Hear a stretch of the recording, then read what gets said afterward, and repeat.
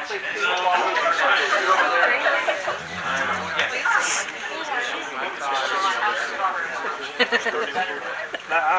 Look at this mark.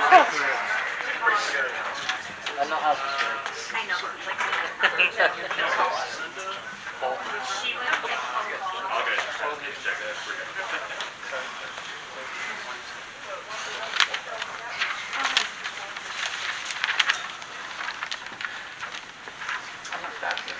I did it. I said Paul usually brings Roeder, and then I'll say Paul usually brings coffee. He doesn't drink water, so whoever would like one, take one. Did I not say that too? You said he drank something else.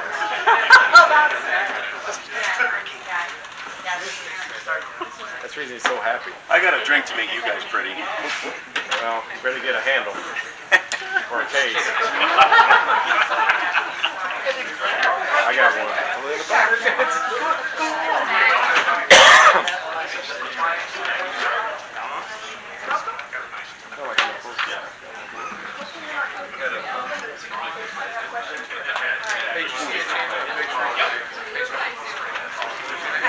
I noticed he's trying to use more, more shirts. Comments. Nope, actually I have. They're all the same. I would still have a jacket. Yeah, okay. No, like no actual icon. No, I guess I didn't know. I'm gonna watch your thing this morning about being humble. That's this morning, or you're a day behind? Yesterday's was too good. You must be kicked off because you can't think of it. Yeah, I'm up at 5:30 every morning. 5:30 every morning.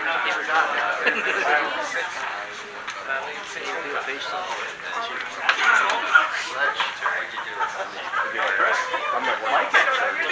Cool beer. Distinguished. We had that much grain, the beer should demand a raise. Yeah.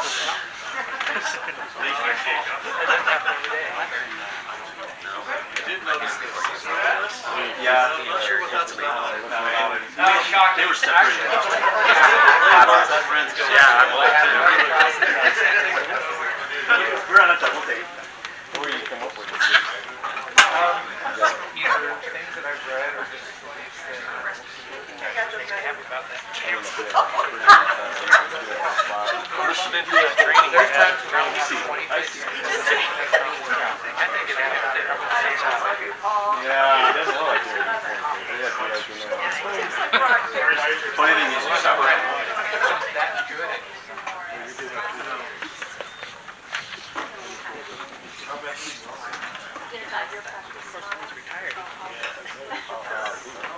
recess.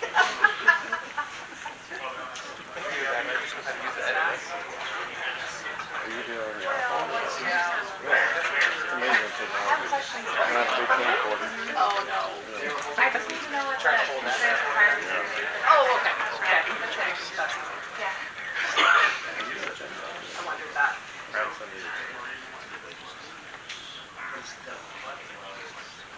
Do you want me to just email it in there? Yes, please. Yeah, because then I can just forward it on to our guy and Tim. Yeah, that's fine. Cool. Here we go. Thank you.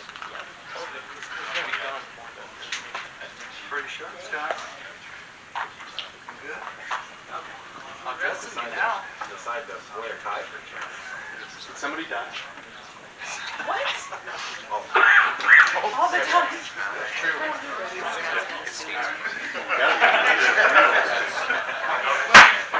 All right, we'll call the meeting to order. Take roll. Councilwoman Garvey present. Councilwoman Wirkkala.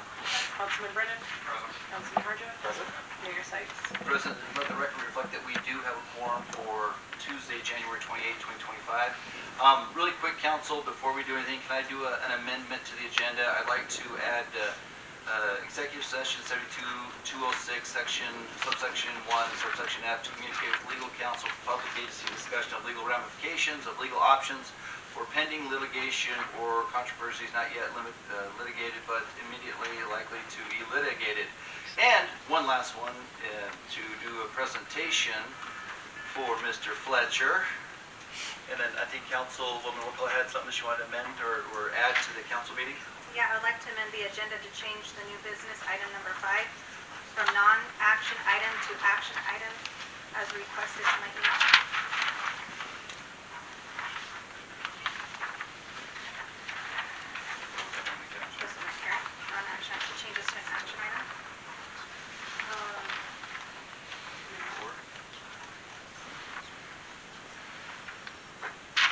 know where to, I don't know how we can add it to an action item when we don't have it in the proper resolution format. So it'd have to stay as a non-action and come back on an action next week.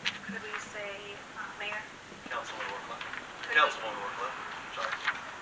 could we say with conditions? So if council did want to pass it with conditions that it could be in the proper city format? Paul, we typically number them and approve them by in-number sequence. Paul? It doesn't matter, you can do it either way. Sometimes, so it makes more administrative sense maybe to set it over where it has a resolution number. However, sometimes when you have to pass something today because it's imminent, because you got to get the check out or whatever it is, you simply pass it subject to ratification by the full city council at the next meeting with a resolution number, blah, blah, blah. And that, you can do that too. So legally, there's really no impediment to doing it either way. There's an administratively easier way to do it, which is the way. Yeah, I was just thinking because it's, legislation is in session right now, the sooner to potentially get approved by council, the better. That still has to come back in 2 weeks anyway, before it can move up to the capital. So either way, it would have to come back. So council, you want to, would you sort of placate me into, or are you, Councilman Brennan? Make a motion to add executive session. What's their number? F. 74261F at the end of the meeting, as well as turning item number 5 in new business as an action item. Second. And adding a retirement presentation. Second. It's been motioned and seconded. Any further discussion? Hearing none, I'll call for the question. Councilman Harjo? Aye. Councilman Wirkkala? Councilman Brennan? Aye. Councilwoman Garvey? Aye. All right. So, without further ado, we got a lot of handsome men and women in the back there. I don't know what you guys are here for, but Mr. Fletcher, will you come on down here really quick, please? Hope there's not fire going on right now. Right? Well, they're quick access over there. So on behalf of the city, Gary, I want you guys to know that Gary's been around a bit. Gary, I think you've had 6 fire chiefs, and you've been with 9 mayors in your time? Yes. Starting in '73 to present? For the mayors. Right. I started in 75. 75. I chased in 73. So with that, we do, I know the firemen and firewomen, they always do something for when everybody retires, and that's something that speaks volumes to you guys and ladies, that what you guys do truly matters. You guys running and taking those times and missing birthdays sometimes, you're missing family events, you're missing a gathering. So to do what you guys do in 50 years, 50 plus years of doing it, we have a little presentation that we want to give you, Mr. Fletcher.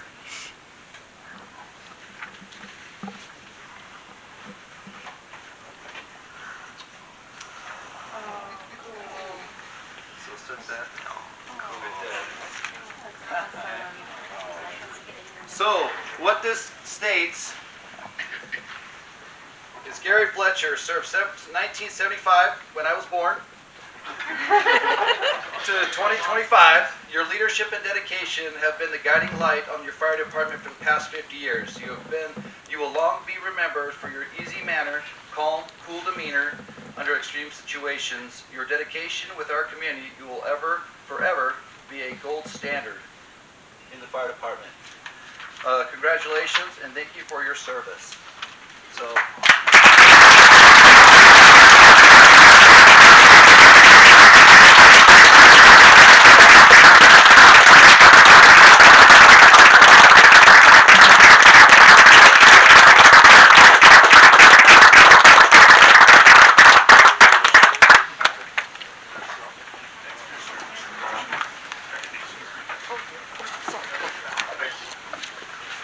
before he walks out. We'll look at the bar. You want to wrap that up?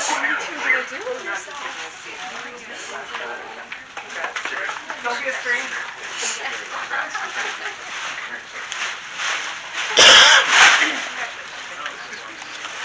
The bar?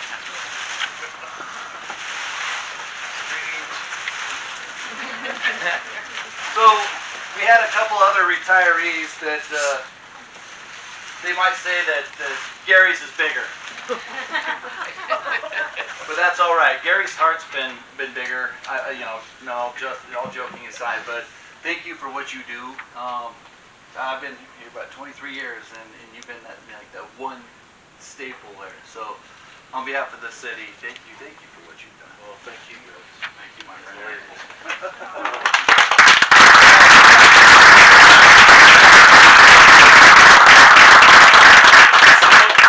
I don't want to say anything, because sooner or later it's going to cost me $20. So, I just wanted to say thank you for the department showing up. That means quite a bit. And it's pretty awesome. I thank the council, the mayor. Thank you very much. It's been a good run for me. A lot of experience with a lot of different people. If you have a chance, you just go over there. Look at our board over there with all the men and the women on it. Women later on in life. I've had touch bases with every one of them over there. And I just want to say thank you very much. Well, Fletch, tell your wife thank you for allowing you to serve the city for 50 years as well. Thank you. Thank you so much.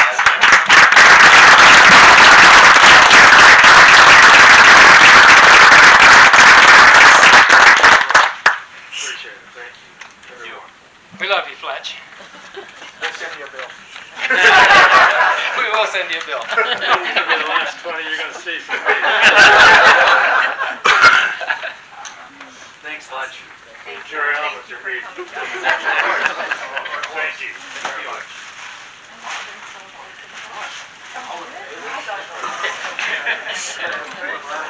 I'll second it.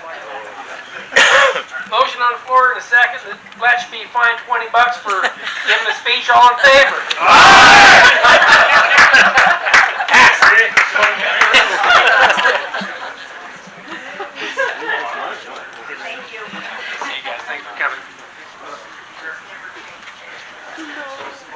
Planning and zoning, you want to come on down and or I guess you can stay there if you want. You want to call your meeting to order? You want me to holler? We'll go for it. Are you sure? Yeah. Chair, you don't want it? No. Commissioner Wallaert? Here. Commissioner Roeder? Here. Commissioner Mills? He's gonna be late, right? Commissioner Drake? Here. Commissioner McCormick? Here. Oh, thank you.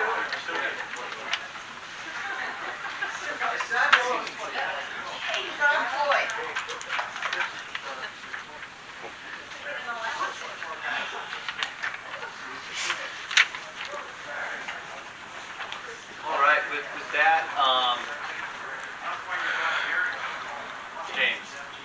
James, come on down. Here we go. I got the team here today.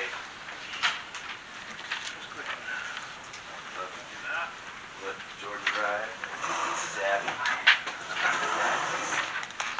These are the ones that do all the work. I hope you know at the end of your presentation, you're not going to get a plaque. Yeah, okay, I know. It's only been 25 years for me coming here, so 50 years for me. That's amazing. So James, or actually, I'll let Chris start this out, and I'm gonna let you down because I don't really have a whole lot other than Keller's been working on the declining balance tool that the council approved in terms of start a few months ago. Okay. We were waiting obviously until we had the end of the year data, which is January. They've got it now. This isn't the complete tool. This is directed specifically toward wastewater, which is obviously a big concern right now. We asked them to put a little rush on it. They were gracious enough to do that, and here is the presentation. Jordan. We're excited to be here. So, Yeah, I'm going to let Abby kind of do a little bit of the introduction and I'll chime in on some more specifics. Yeah, so I guess with that, we'll get into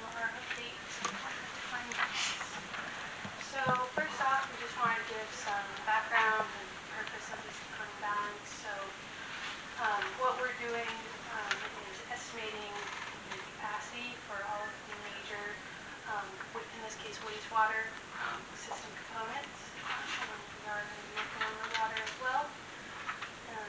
So to do that, we analyzed the existing capacity, and then with the recent data, we were able to then calculate the remaining capacity for each component. And then from there, we're able to identify which components are either at capacity or nearing capacity, which would cause bottlenecks for any future developments. And then, like we talked about, one of the deliverables for this project was the tool for tracking of the remaining capacity. So that will allow the city staff to be able to provide up-to-date remaining capacities as new developments occur. So as new equivalent dwelling units are added to the system, or homes, that term is just kind of an umbrella term that encompasses homes, apartments, dwellings. So we'll refer to those as ADUs throughout the presentation. As those are added to the system, the city will be able to have up-to-date information. Yeah, I'll be really quick. Hey, council and Chairman Wallaert, if you so move, it's up to you. It's your show over there. But I'm going to suspend the Robert's Rules of Order so the council can fire questions at Jordan and James and Abby. Okay? Perfect. Are you same with you? Yes. Okay.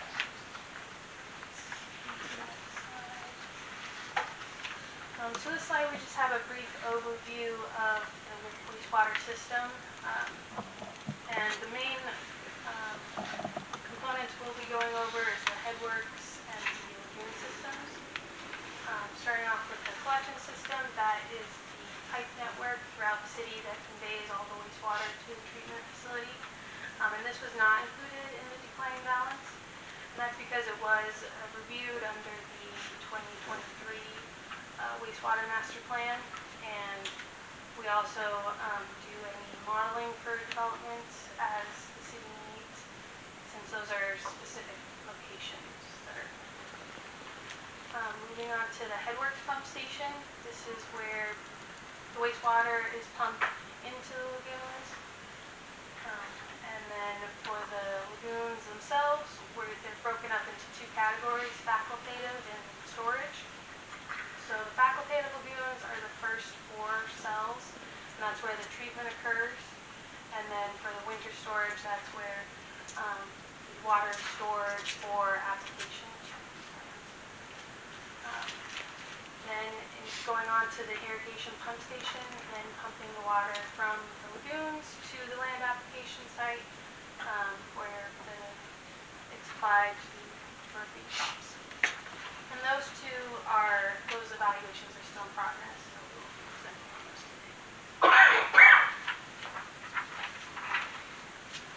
Getting into the planning criteria, so we use the wastewater planning flows from the 2023 wastewater master plan.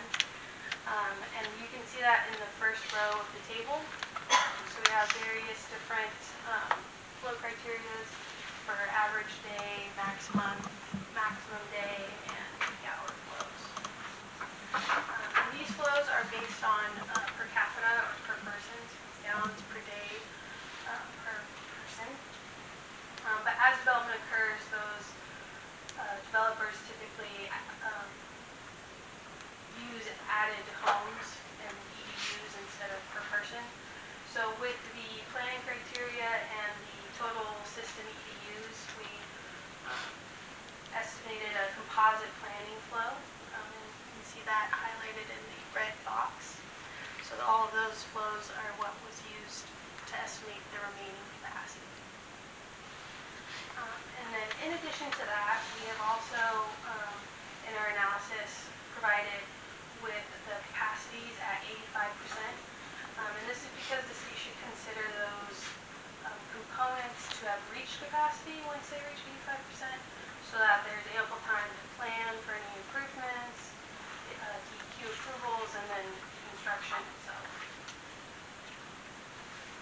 Yeah, the 85% triggers more of like, at that point, we should start planning to add more capacity. It makes sense, as you've seen in recent projects.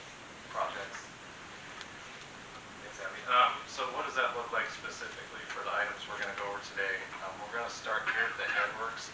station. So your Headworks pump station has 3 different pumps, which has a capacity of 4 million gallons.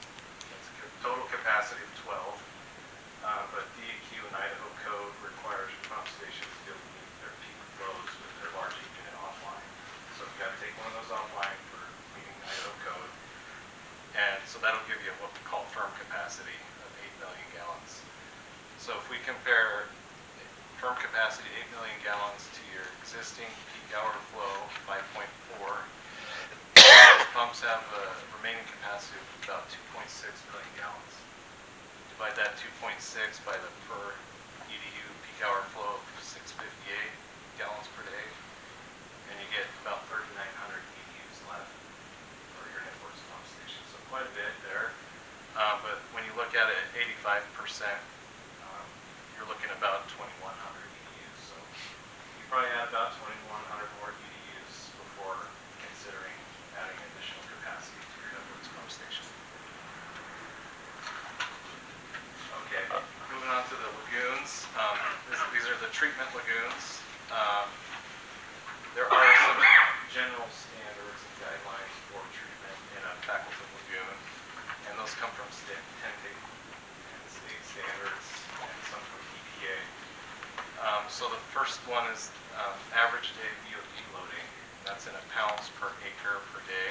In 10 states the same. You should be anywhere between 15 pounds per acre to 35 pounds per acre. Right now, your existing condition is about 6 and 7, so about twice what they recommend. Also, 10 state standards has a kind of recommendation for detention time, average day detention time of 90 to 120 days. You're about 45, about half of the lower end of that. And EPA has a standard for VOD loading as well for the max winter month of about 10 to 20 pounds per acre per day. And we're about 5 times that. So we would say your treatment cells are at capacity for treatment. I'll say your permit doesn't have a limit for VOD, so that's kind of one thing to kind of keep in the back of your mind. In the past, 2 water master plans have included recommendations to add aeration to help increase the treatment in those cells. So those improvements are recommended in your plan. And I just say for background, this isn't new. This is something we've been doing for 20 years. Mountain homes, lagoons kind of seem to operate a little different than most lagoons. I think maybe just the amount of wind you get gets enough probably natural aeration that's going on, because typically the big driver concern is the odor. So it's when the odor gets to become a problem, then that's when most people start really worrying about aeration. And so this has just been a can the city's been kicking down the road for a long time, and you still can continue to kick it down, but at some point you're going to want to add air and bring it more into the industry standard. Just to piggyback on that, we do have Don, the wastewater superintendent. He's working on getting 3 quotes right now to bring aeration into the system this year. If you recall, we put it on the CIP last year, and this body approved that. We've got 2 quotes back so far. We're waiting on a third one we anticipate having any day. They range between $500,000 for solar up to a little over $2 million. We asked for $500,000, so you can kind of see where my mind is going on that. But we are working on quotes on that right now, so it is something that we hope to have in place this year. So Jordan, with the slide before, we have at 85% capacity, we have 2,100 EDUs. Well, but then you're saying our load is more. So is it we just have more solids than we're not getting rid of? Yeah, so it'll just accumulate quicker. You might get more odors. Some of the treatment that you're hoping to occur in the front is actually probably going to occur on the backside in some of your winter storage ponds. So you might get a little more solids built up there. But the reality is you're not getting anywhere near your permit limits for these on the discharge. So it's best practice to have aeration, but we wouldn't say that this is limiting your growth. Yeah. We wouldn't say that that's you've got to put a moratorium on it because of this. No, this is more of like best practice. Right, and I guess my question is then, when we say solid load, does that mean we just have to go in, dredge it out, and get rid of it a lot more often than normal? It would be a little bit more, maybe may make it into subsequent cells. Right. Yeah. Like But it doesn't affect our discharge into the farm then? No, it's not affecting your discharge into your farm. Yeah, so this last third bullet, some of the risks, James touched on these, like they could become septic, odors, increased COD load, which if you do have a permit limit for, I've been helping for the past 10 plus years on your reuse reports that have to go to DEQ. You haven't been anywhere close to the COD limit. And actually DEQ's been taking those out of the recent permits they've been putting in. And like maybe some disinfection difficulties, but like odor hasn't been a problem. Like those are some of the risks, and like James said, your system is bigger, it's got a lot of wind out here. It's like we haven't really seen these signs show up yet. Like James said, looks like it's at capacity, but we wouldn't say it's your limiting factor. If someone were to write a book, you would be an outlier. You're like, yeah, this works. Sometimes out here, they're not home. Yeah. Can I get a little extra clarification from you? I guess it's not my expertise by any means, but when you make a comment that we're at capacity, and then you're also saying, like, we can keep going, am I hearing you right? Yeah, so based on industry standards, you're at capacity, but it's not like a regulated standard, like the headworks regulated. You have to have firm capacity. These are like best practices. Best practices say we're at capacity, but the permit says For the treatment, for the treatment, and what we're saying is, if you're not getting odors and you have extra storage on the backside, you're still getting the treatment you need. So even though you're not based on best practices there, you know, we've been thinking you're on the cusp for the last 20 years. But I mean, you still haven't been getting odor complaints, and there's some. If you didn't do anything, you would begin. Eventually, you'd start to experience more odors in those ponds, and you probably end up finding that you'd have to have a little bit more the treatment occurring in cell 5 as the flow went from 4 to 5 and then to the rescue. So Chris, where are we putting those aerators? Cells 1 and 2. But right now the flow's kind of splits between those two cells from the headworks. So the headworks was installed, added pipe so that it could split it, because at that time it all went into cell 1. So you do have, it does go to those two cells now. Go ahead. In these numbers, is there computation at all for anything that the county brings in? Because they dump all of their sewer towards. There isn't, I mean, it is accounted for, but overall it's relatively small. But yeah, there's something. Yeah, the Loading septic is part of pumps, is part of the annual. So that they have a septic receiving station at the headworks. So that will show up in the composite that the city does. And then one last question, just for clarification. So in 2121, we'll use the worst case because that's what I think is the safest number. That includes what we've already approved, or does not include what we've already approved as far as our EUs? Talking previous slide. Yeah. Sorry if you answered that. Down the My brain headworks. was going. We're gonna that one. Yeah. Oh, remaining. Okay, I apologize.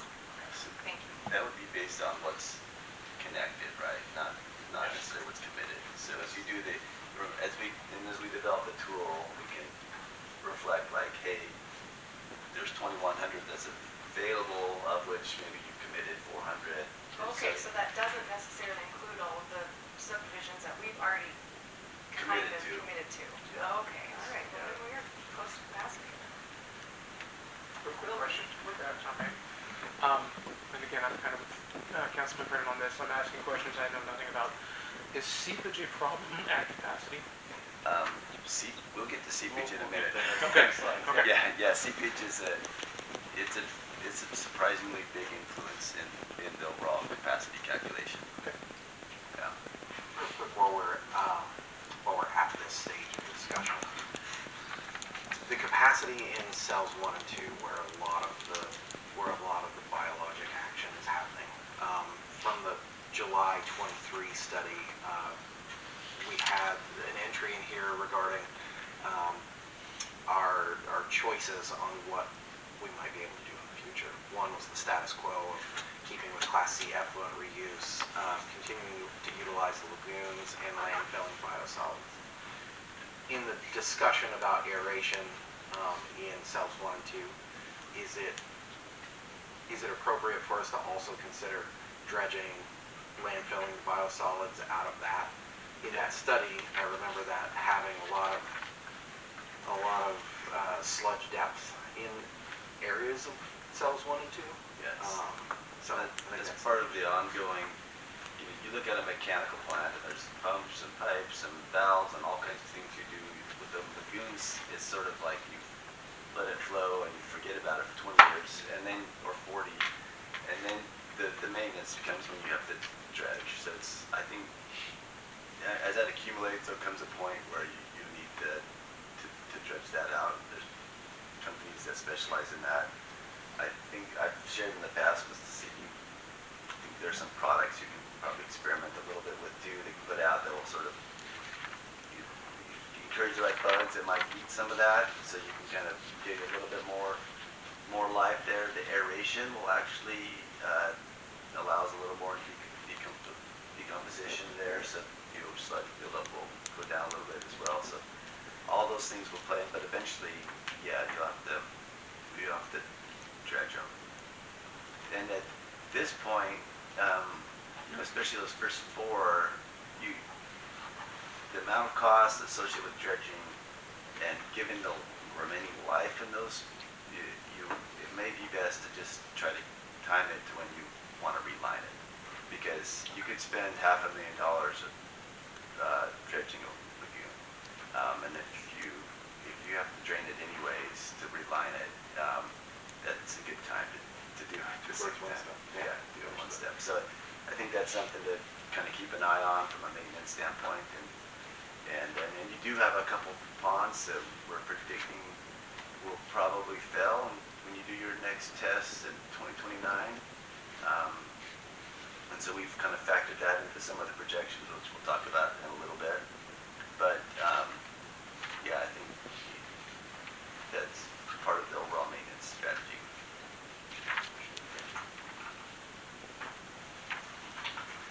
All right, we'll keep going. Okay. All right, so now we'll start talking about the winter storage lagoons. So in this, we calculate the available storage in your winter storage lagoons. And on paper, it should be a relatively straightforward calculation. What comes in, what goes out, equals your change in storage. And you can see what kind of major things come in and out of your ponds here. You've got your wastewater flows coming in, your precipitation, that's your rain and snow, evaporation, seepage, and your irrigation going out to your field that's coming out. But these change from year to year. Some years are going to be hotter, some years are going to be wetter. So we use average numbers for precipitation and evaporation, and we have your last seepage test, so we're ready to plug those numbers in for your fields there. And just wanted to touch a little bit on your historical irrigation flows coming out into the reuse site. That's what's shown in this green line, and these are in acre feet. So you can see it's been quite variable over the past 10 years. In 2017 here, and then 2024, just this last year, it looks like there was a little bit more effort to get more water out of those lagoons. In 2017, that was the kind of snowy head year where we had a lot of precipitation. And then last year, the ponds were full, so there was a little bit more effort to get more water out. I will say, under irrigating with your wastewater, so that'd be like times where this green line dips down, and this blue line is the supplemental water that comes from the farm well. you're irrigating less with your wastewater and more with your supplemental water, you could start to accumulate water year after year in your lagoons. And you run a risk there of maybe you're not technically over capacity, but because maybe you're not quite managing them right, you can set yourself up for them being at capacity in the future. So I'm not sure, excuse me, real quick. Yeah. It was my understanding, maybe I need more to the story, but it's my understanding that the farm that's using this water has asked for more water in the past, and we are only allowed to irrigate so much of it. I think there's two parts. There are restrictions on how much water you can put on, but it varies based on the crop, but it's based on the crop's needs. So it's like an alfalfa might be 40 inches of water in a season. I guess my point in asking the question is do we possibly need to revamp and revise our farm contract if they need more water, they need more out? Yeah, and I think that's part of this strategy, which we'll talk about. Oh, okay, go ahead. Sometimes we have competing interests, right? The farmer wants to farm the way he wants to farm, but it's a land application side. So I mean, the first thing that has to be prioritized is the farm is part of the treatment process. So that might mean at some point in the future that all you grow is alfalfa, because that has the highest amount of water consumption. Do we do it for the farm or do we do it for our lagoons? You do it for exactly for your treatment. So that, but that's the kind of give and take. You're not farming yourself, you're leasing that, so that needs to be things you work out with the farmer. And it's going to vary from year to year, and as you grow, depending on how much acreage you have and how much volume you need to get, it might dictate how you manage that. So there's that, and then the other thing I think we've kind of learned is we've watched these over the last few years, is just how important it is to try to get those ponds empty at the end of the season.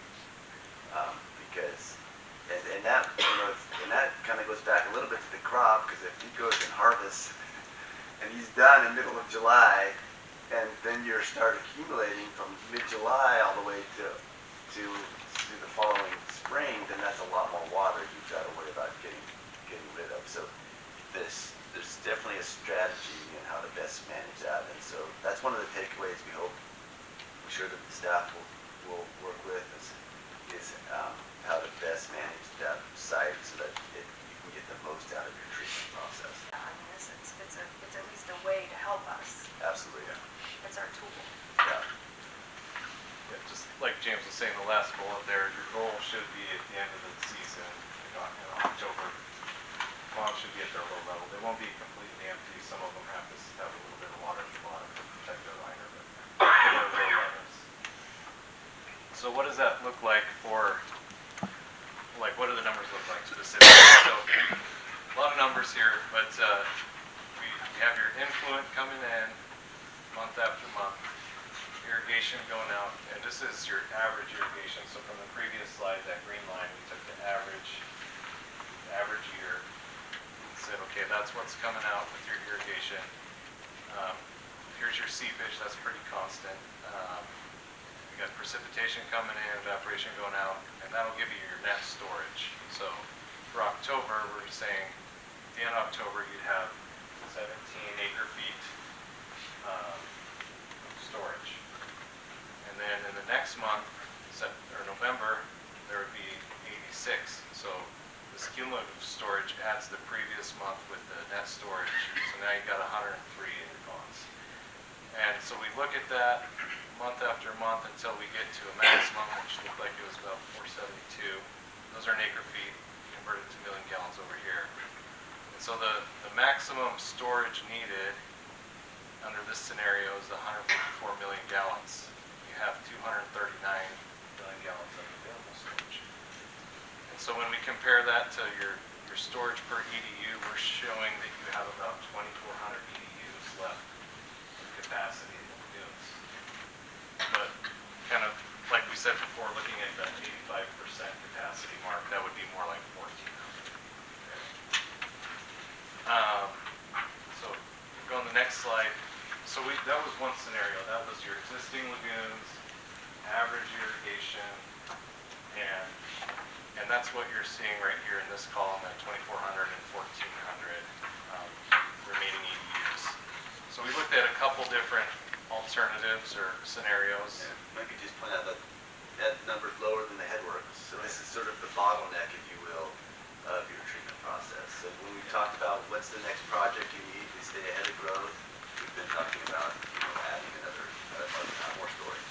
And then does your graph take into account of the 200,000 we've been able to save from going into all the current good water? It does not reflect that, so that's going to just give you a little bit more. Yeah. So right now, we did look at the previous 12 months, compared to the average flow, and it is there, so it's something you can reassess. My experience has been with I&I reduction is that you take it out, and 5-10 years later, somewhere it found its way back in. So I mean, it's kind of an ongoing program. So I'd be cautious to count on it for perpetuity.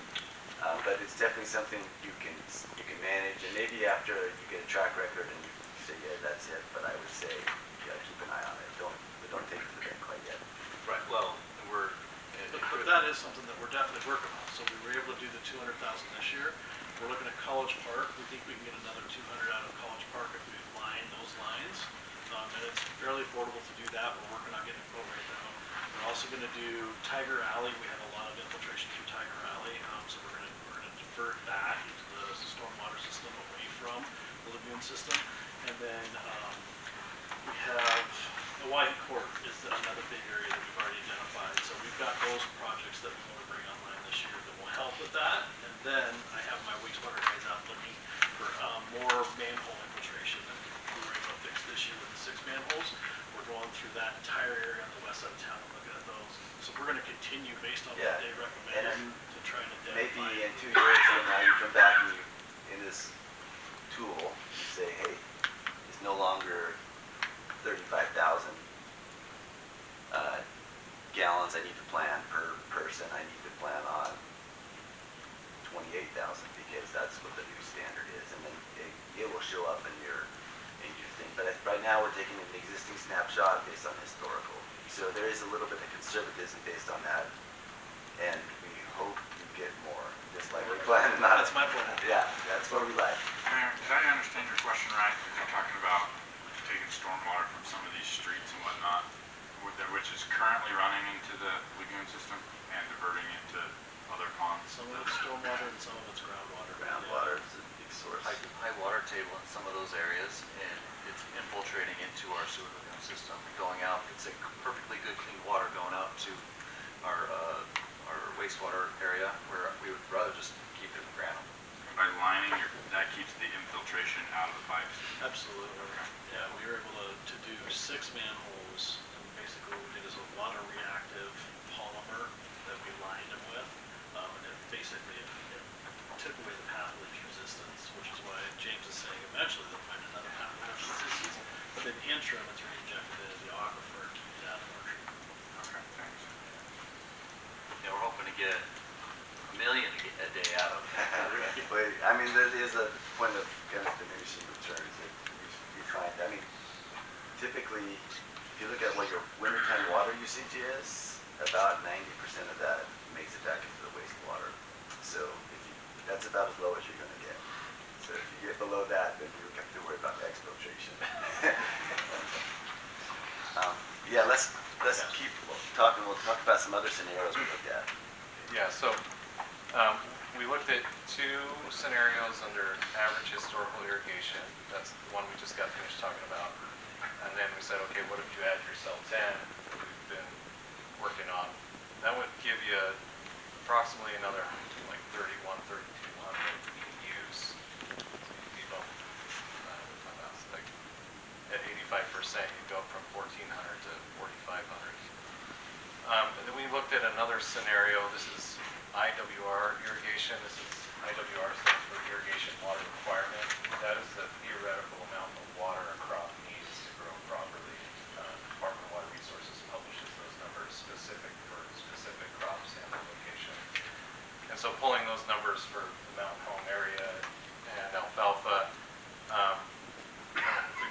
goes in for your existing lagoons, you could go from 2,400 up to 2,500, or 1,400 up to 1,500. So there's a little bit of efficiency you could gain there just by working with the farmer to strive to irrigate those crops at their optimal need. Okay, here's where kind of the interesting part comes in, the seepage. Cells 1 and 8, last time we tested those, they were not failing, but they looked like they were on a trajectory to probably fail when we test them again in 2029. So we said, okay, what if the seepage rate from those two cells is something very minimal if we got them relined. So that's where at 85% you would only have about 560 left. Jordan, real quick, I think the term failure might come across catastrophic. We mean, the standard is 1/4 inch per day is what they allow for seepage. So as soon as you have more seepage than the allowable seepage, they say you have to reline them. So right now in Idaho it's 1/4 inch per day. So just imagine that's how much, if it drops that much in a day, they're saying that that's too much for a pond. So and if it's an 1/8 of an inch if it's a lined pond. So it's even stricter standard for those. So right now, most of your clay are already above the 1/8 of an inch. It's that, but the 1/4 inch is what's allowed for those clay. And and that's what would happen if you line those two. You'd get a lot. You'd kind of plug in a hole. I mean, if you look back at the previous slide, it's like 60,000 or 60. What was it? 60 acre. What was the number? It was 66 acre feet per month is what's going into the ground from your seepage. So it's that. Yeah, and a lot of that's coming from those clay ponds. So you plug them up, you line them, and then suddenly that capacity went from 1,400 to 500. And that's because of lack of seepage now. Because of lack of seepage, yeah. You got rid of one of the outs, right? Now it's not draining over the winter time. It's staying in the pond, and it's building up more storage. And then that's where with the last one, cell 10, and the reline cells 1 and 8, it shows how that number drops from 4,500 EUs to 3,700 EUs. So still a lot of growth potential, but definitely less than if you hadn't had to line some of those other ponds. I'll just say all these numbers assume you can get those ponds to their low level at the end of the year. As soon as you stop doing that, you're just going to start accumulating and setting yourself up for being at capacity down the road. We're really not at capacity if you managed it. So we're recommending just a little bit more coordination and management of the irrigation with the farmer. Yeah. We did update and look at the cost for the alternatives that were in the master plan, staying with the status quo, lagoons, land application, and mechanical treatment plan.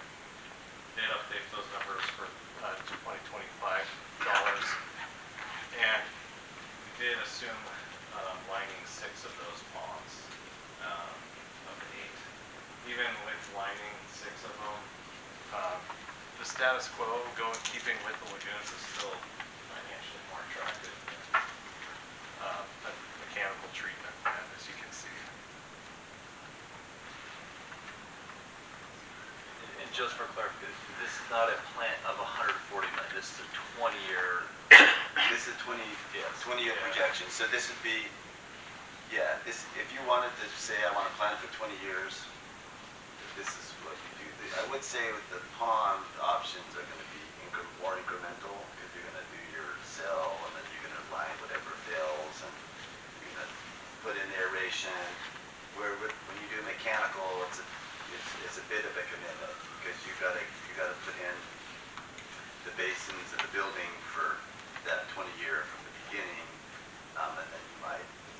So you're going to probably end up spending probably close to the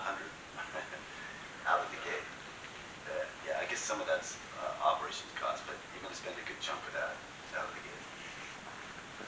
Are you saying that relining 6 of the 8 lagoons gives us a 20-year additional estimated lifespan?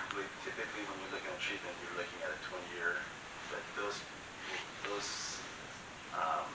liners, I would expect to be more on the 40-year mark. Right now, you're probably at the 20-year mark right now for cell 5, 6, and I would project that would go another 20 years. Cell 9 is probably already at 40 plus years, and it's got almost no loss. I would guess it's going to go another 20 easily. It's probably got the least amount of all the infiltration, and it's, well, I think what we're modeling kind of our new ones to have the pond liner itself completely covered. I think that's going to prolong the life of those. So yeah, I would guess you're going to get at least 40 years out of those ponds once you've committed and done a new liner. Has the technology of the liners changed over the? We have one at 40 years. You said like. Yeah, it's a every pond that you're down there has like a different liner. So like 5, 6 is the HDPE, and it's pretty heavy duty kind of plastic. I think 9 might be PVC, which is that tends to not quite be. It's quite a long life of HDPE, but when it's covered, it's got a long life. Just like your PVC pipes, if you leave them out and it gets exposed to the sun, it gets brittle. So that's the HDPE is not that way, but it's shown to have a really long life. I'm not sure exactly what's in cell 8, but I'm afraid every time I turn over a rock, that it looks more like weed barrier than the actual liner. So that's one that will probably not pass 29. And then the rest of them, I think 7 has a hypalon, is a different one around that. It's just the size, and then it's a clay bottom, and the first 4 are all clay. So yeah, the clays are trickier because especially if you can't really use clay for winter storage because if it dries out, it cracks, and then it doesn't necessarily heal up. Right, so it's going to leak more and more if you let it dry out. So it's more suitable for the first 4 where you're trying to keep it at a fairly steady level.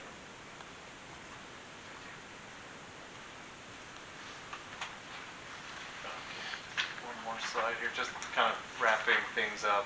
So just your headworks, looking at things at the 85% capacity mark. Headworks has about 2,100 EDUs.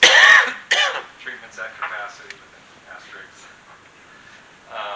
In your storage lagoon, I'm showing an ideal and a conservative 1,500 to 560 one.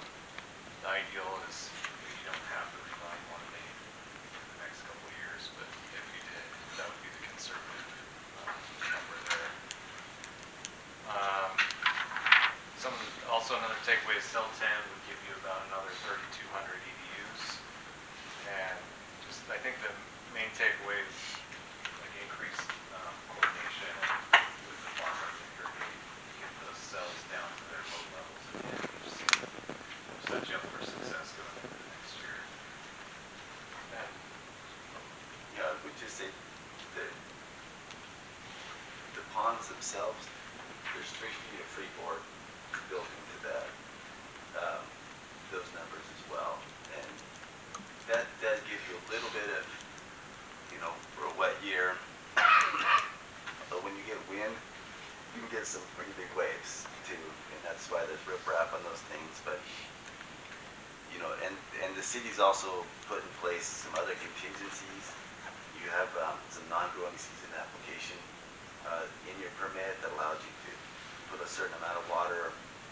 So I think the city has been pretty proactive in trying to manage a lot of those things and build in some flexibility. But if we can get that dialed in at the end of the year, you're going to be, if you're looking, I need to wait a couple more years to get more funding or whatever, or for the lagoons, I don't think you're at the end of the, you're not necessarily at the end of the road.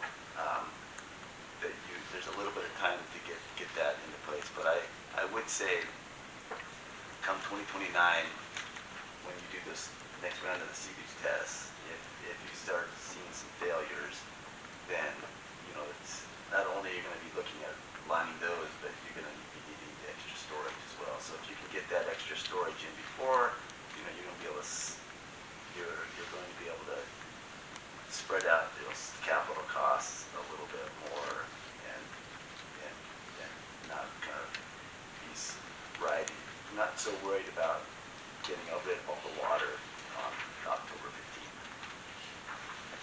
So if you were the city of Mountain Home, would that be, would you recommend cell 10 first, or would you recommend a CIP for lining the ponds first? I would do cell 10. Yeah. And we did just go back out with grant. Okay, good. Last year, we already planned another this year. Yeah. Unfortunately, grant funding seems to be down. In fact, we just noticed today that a lot of the federal grant programs have got put on hold. So I think some of those affect some of the SRF funding. So the possibility of getting grants may be harder. So what that means is, you know, you might have to look for other ways. The bond market is actually an option that's available to the city. You pay a little bit higher interest rate, but it's going to be better than trying to go out on your own. So there's a municipal bond market. There's a state-backed program where sometimes they'll bundle multiple projects throughout the state. So you might get an interest rate that's maybe more like 1.5% on those. And that's another option too that you can do if you want to go it alone. So Paul, I got a question for you. City Star does so they have their impact fees. City of Star. Yeah. And they also have a mitigation fee. You know where I'm going? Yeah.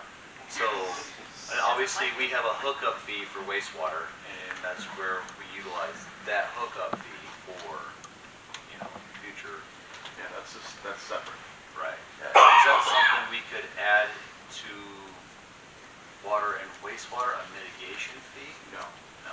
No, you get to, that would be construed, there's two ways that you can, quote, fund enterprise funds like that. There's impact fee route, and then there's exaction route. And so you don't get to do both. Well, you actually can do both. There's a way to do that, but it's in lieu of. And so you can't double dip on it because then that becomes an unlawful tax. So there's like Nampa is an example where they've probably been one of the few in the state where they've gone the impact fee route, where they've tried to get future utility costs in their impact fee. And then they'll do their connection fee based on a reimbursement. So the city could do something like that. I would say we've done a fair amount of the connection fees. The last one we did for Mountain Home was like 20-something years ago. And I would say there's a lot of change to courts and stuff like that. I would want to redo that more thoroughly, but if you were to want to look at the impact fee, that would be something either we partner with, look at, or you bring in someone like FCS, their financial consultant, that did Nampa's. So if that's something you're interested in, I would say they're probably the most experienced in the state when it comes to navigating the utilities and connection and impact fees. So would you say our hookup fees currently are right where they need to be? Too low, too high? I mean, if you compare them, in the past, we've just been, the city historically just raised them based on like the ENR index. And I think that they're probably fairly in line with what's out there. But we haven't really looked at it to say this is what we think the maximum amount you could justify in a lot of years. But it isn't quote unquote what's out there. So it can neither be revenue generating, nor you cannot go into the hole. There has to be a self-sustaining fund.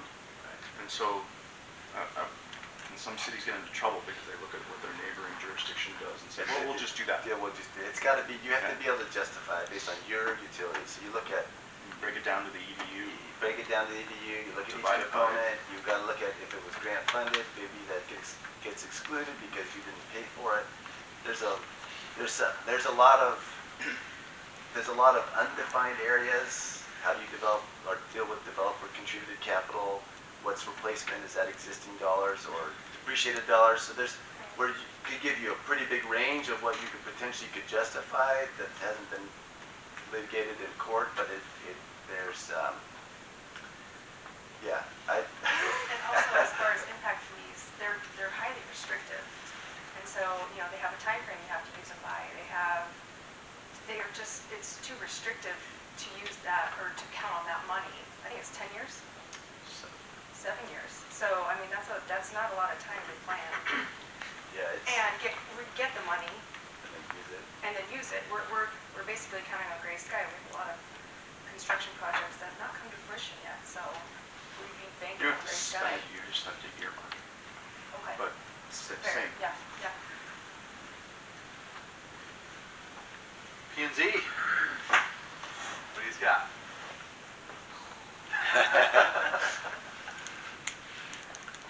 Council? No?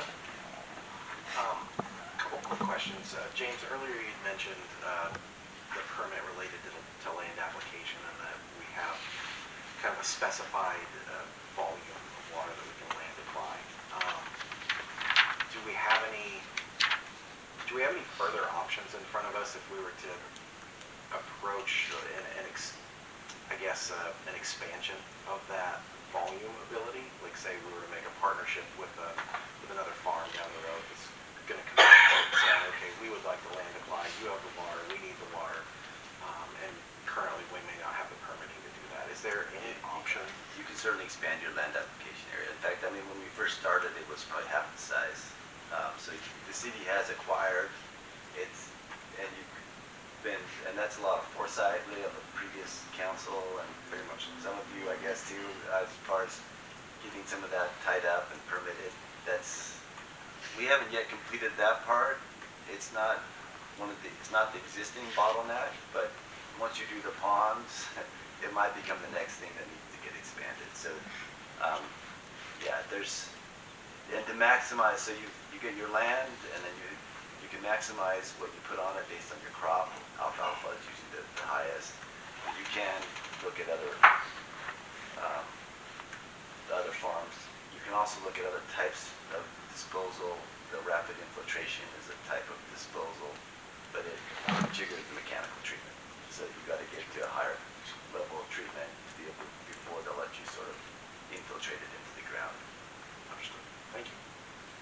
James, on page 3 says evaluation in progress for the land application site.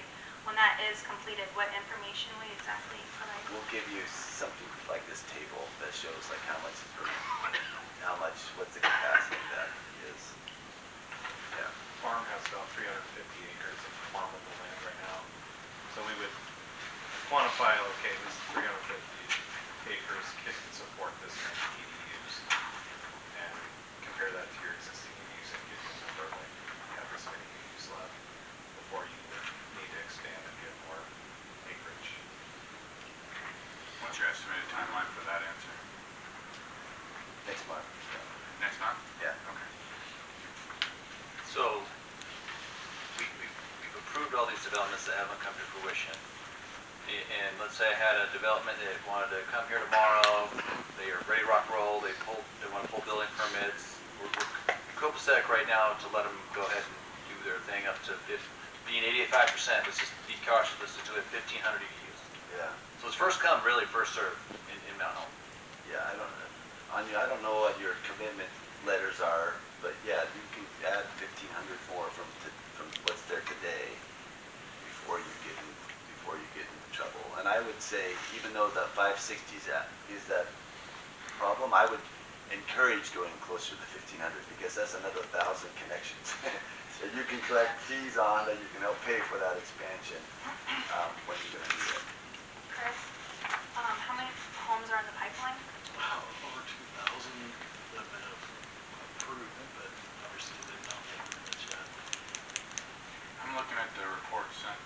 Brenda, I think earlier this month. It shows there's, if I'm reading it right, there's 1403 under final plat right now. That's correct. The preliminary plat stage is 1235. In application stage is 411. And then there's been over 1200 expired or denials. So just final plat alone, we're touching the edge of that. Yeah, and again, this is the 85 percentile, so, you know,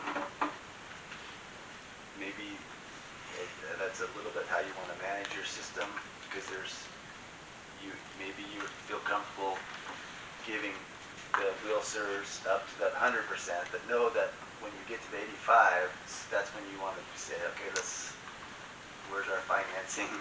Where's this project? Let's get it going, because I want it to be available before you bump up against the 100. If we were magically to have the total project cost today and say, okay, we've got all the market, we want to do Lagoon 10, how long would the build out, like including like the engineering, the full build, and like be ready to? We'd be ready by a year from now. We've already got it mostly designed. So it's mostly designed. We've been kind of put on hold when the funding didn't come through like we were hoping. So you could get it done pretty quick. How much is cell 10 to build? That's like 10.5 million. Is that where we? 10.8 is what we estimate. So we asked for it. Yeah. So it's my understanding when we have homes in final plat, they have the right to hook up. Oh, Still have to Chris? apply for building permits. Okay, so it's at building permit stage. Okay, all right. It's also worth noting that one of the things the council did last year was approve a technology upgrade for the farm, and we did complete that upgrade so that all of the land application tools are now electronic, so that we can track more accurately what we are applying to it, and we have a better control on how that goes. So that's going to provide something this year as well.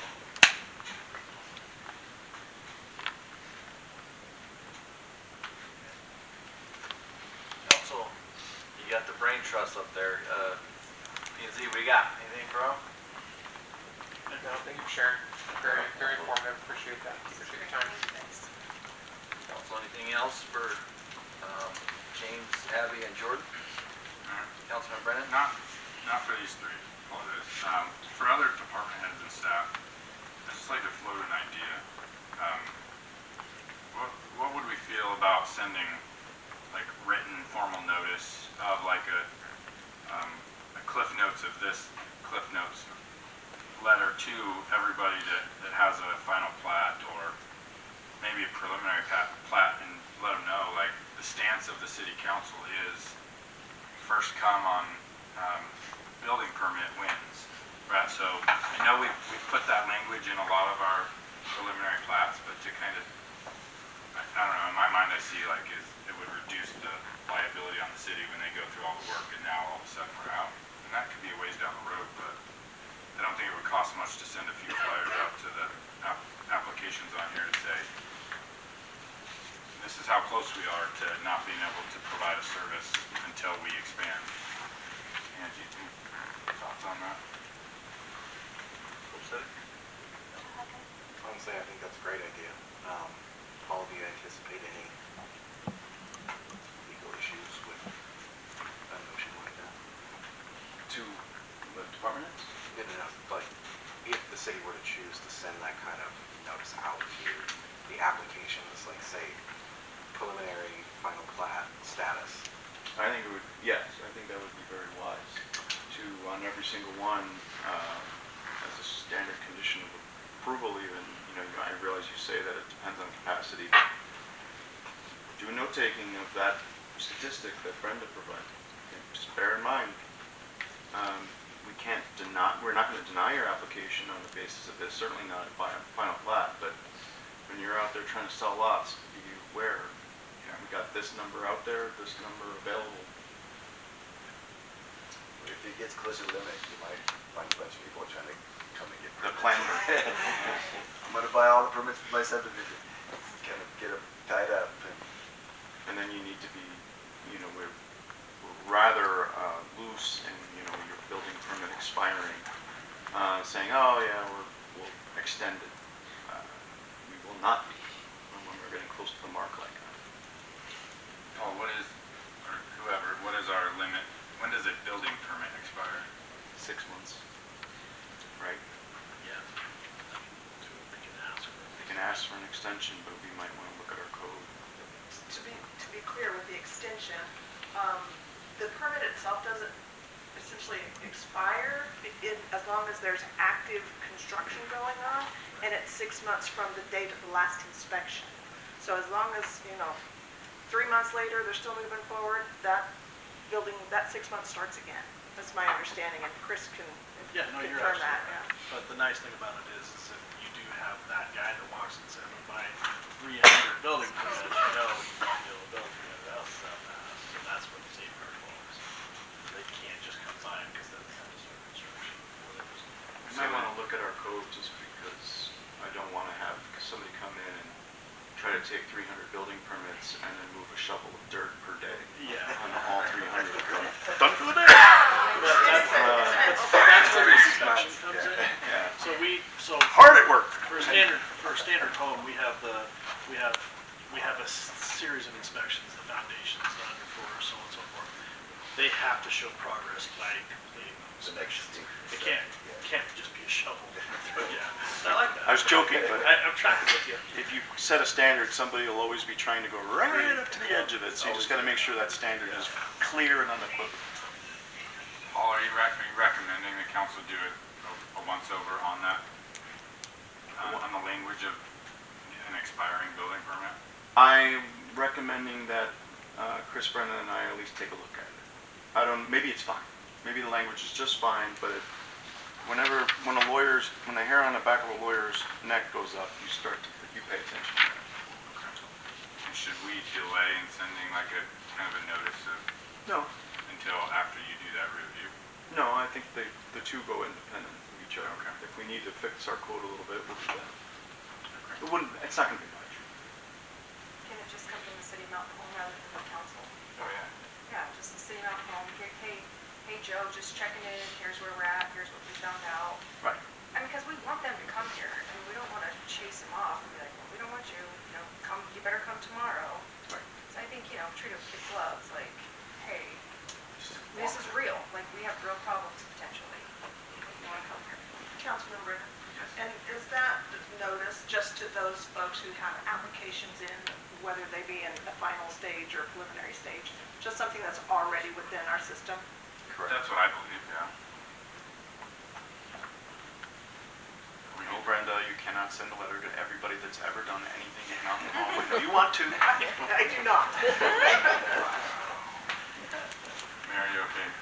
With Brenda doing that at our request? Oh, and Chris, if I can get your help with the verbiage on that, that would be helpful as well. Unless you want to throw Keller in there. We already know you're going to do it with a Christmas card. Okay. Thank you. All right. Thank you guys. Thanks, guys. Thank you. Drive safe. Yeah, thank you so much. Appreciate it.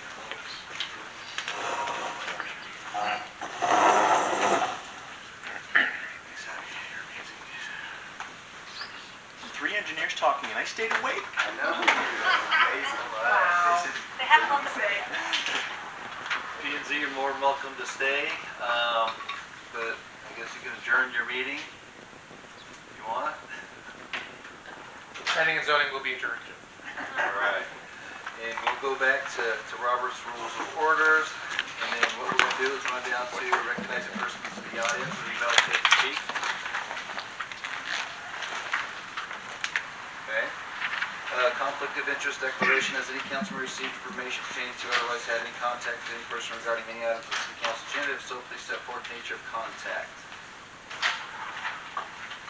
Hearing none, we're going to run to consent agenda. Does council need any more clarification on anything on the consent? If not, and Councilman Brennan? Pull item H from the consent.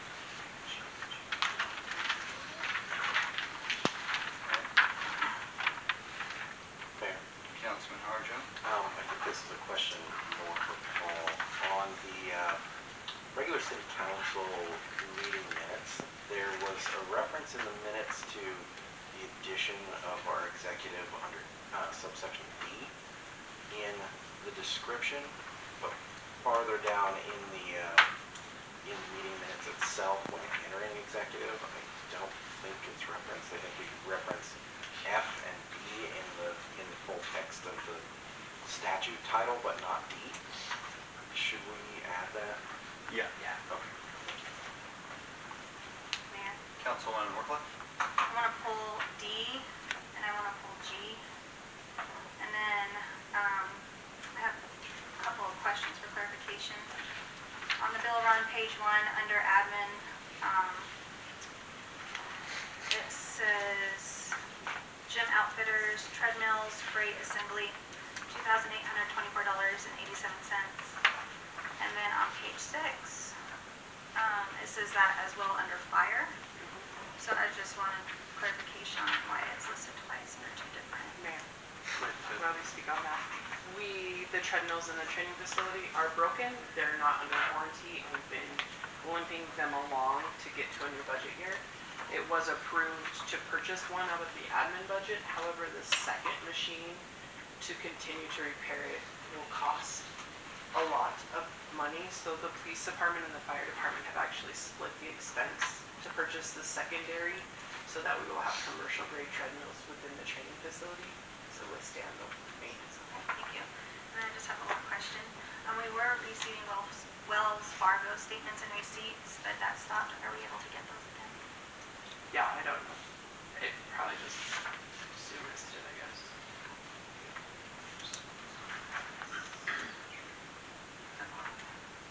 All right, council.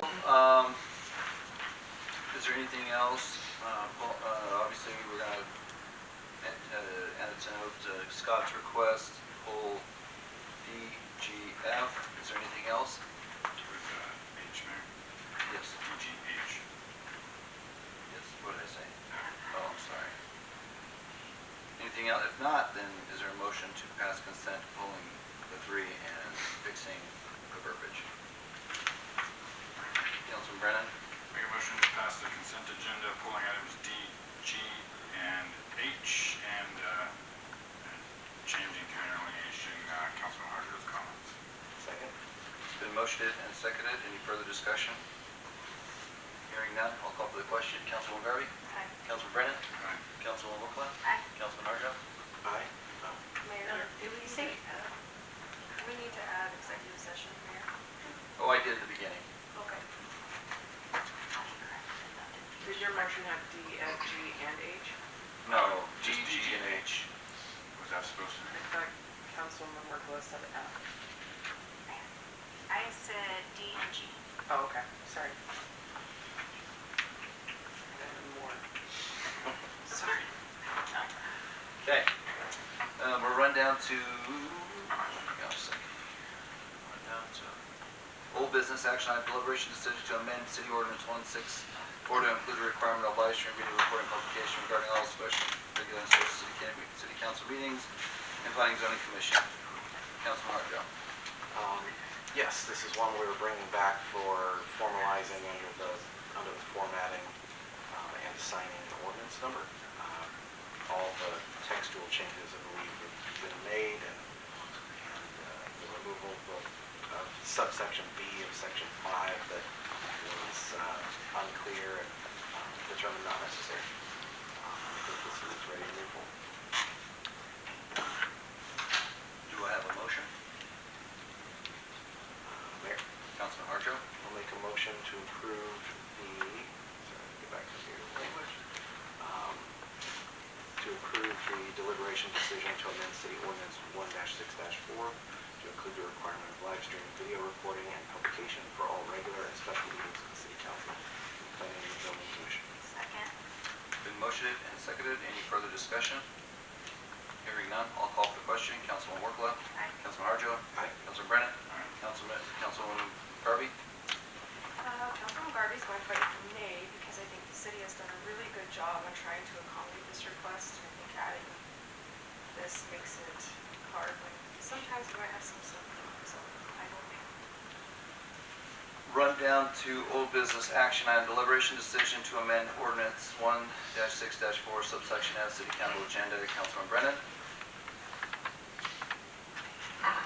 I feel like I got my comments out last time. I don't exactly remember why it was delayed.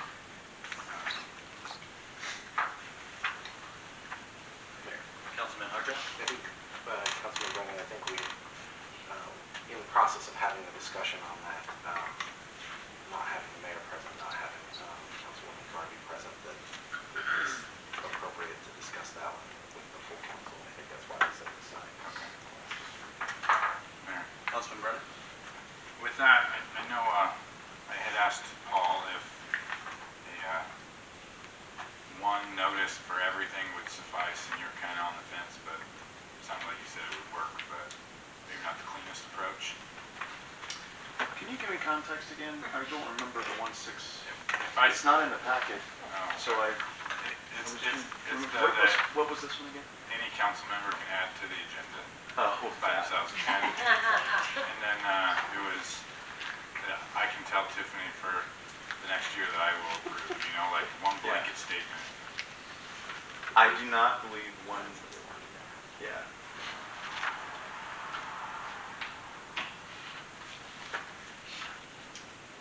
I can't say that there's an outright prohibition to doing this, but I will say that I think that that is inconsistent with the state code as it defines how agendas are set, and then secondly, the power of an individual council member to do anything.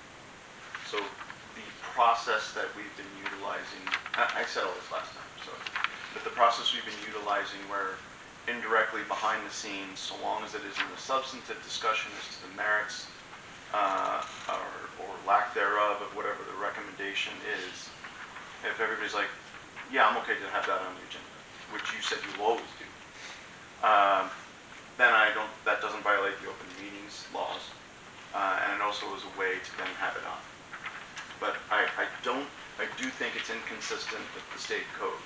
I can't say an outright prohibition, but I do think it's inconsistent with the state code that would allow an individual council member who has no power on their own, because you act as a body, to add something unilaterally dictate if something will be on the agenda. Do you know the statute by chance off the top of your head that you're referencing? It's all in Title 50, Chapter, I think that's, what is this, Francis, 6, 8 with the mayor one, I think. It's throughout Title 50 in Title 706. 706. Okay. 706. 706 I thought was the one that. Oh, and then so with the other thing that I would add, pile on that pile, is and I lost a Supreme Court case and I got quoted this stupid Latin phrase, which I had nightmares about for weeks. But anyway, and I won't say it in Latin because you guys will make fun of me forever, but where a statute specifies certain things, that means it negates all others.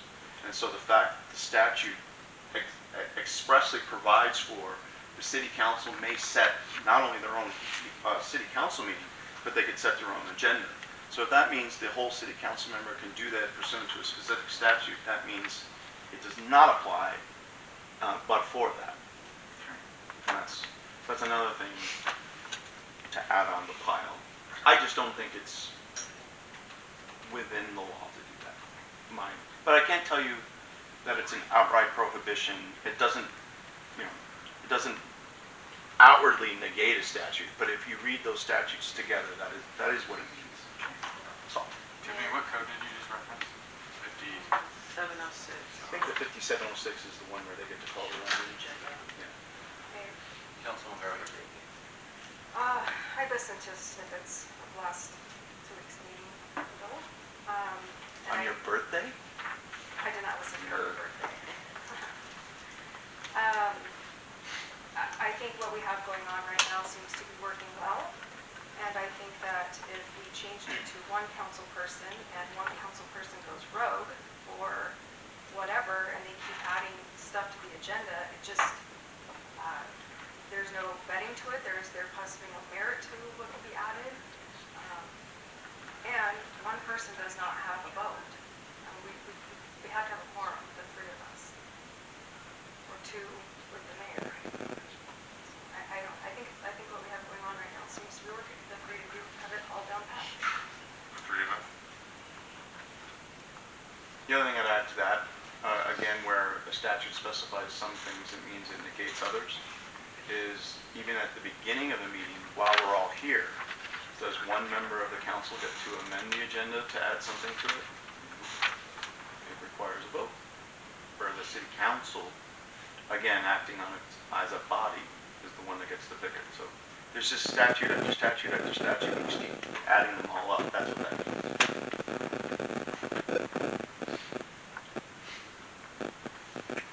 I'll let it go. That's fine. Just to kind of, I guess not to make a point, but just a statement is, if it were to pass, right, one can do it. The statute still exists that a majority of the council can amend the agenda, right? Yeah, like if they wanted to remove it, yeah, that's true. And so if it was added and somebody goes rogue and the rest of the body doesn't like it, then at the beginning of the meeting, make a motion, remove it from the agenda, so it can't be talked about. But whatever, that's fine. Mayor, Councilwoman Garvey? that just adds extra paperwork, extra discussion for something that's already working. Mayor. So, Councilman Harjo? I think our kind of informal mechanism that we're using now with the email process of one council person making a request, asking for the others to not add some substantive discussion in that and either agree or disagree with adding that. It is a system that works. However, it does lack a lot of formality. It lacks like a revision control. What I have concern with, I think, is if we get to the point where we are missing agenda items that have been requested and been approved by 3 or more council people, we're really relying on our own memories as council.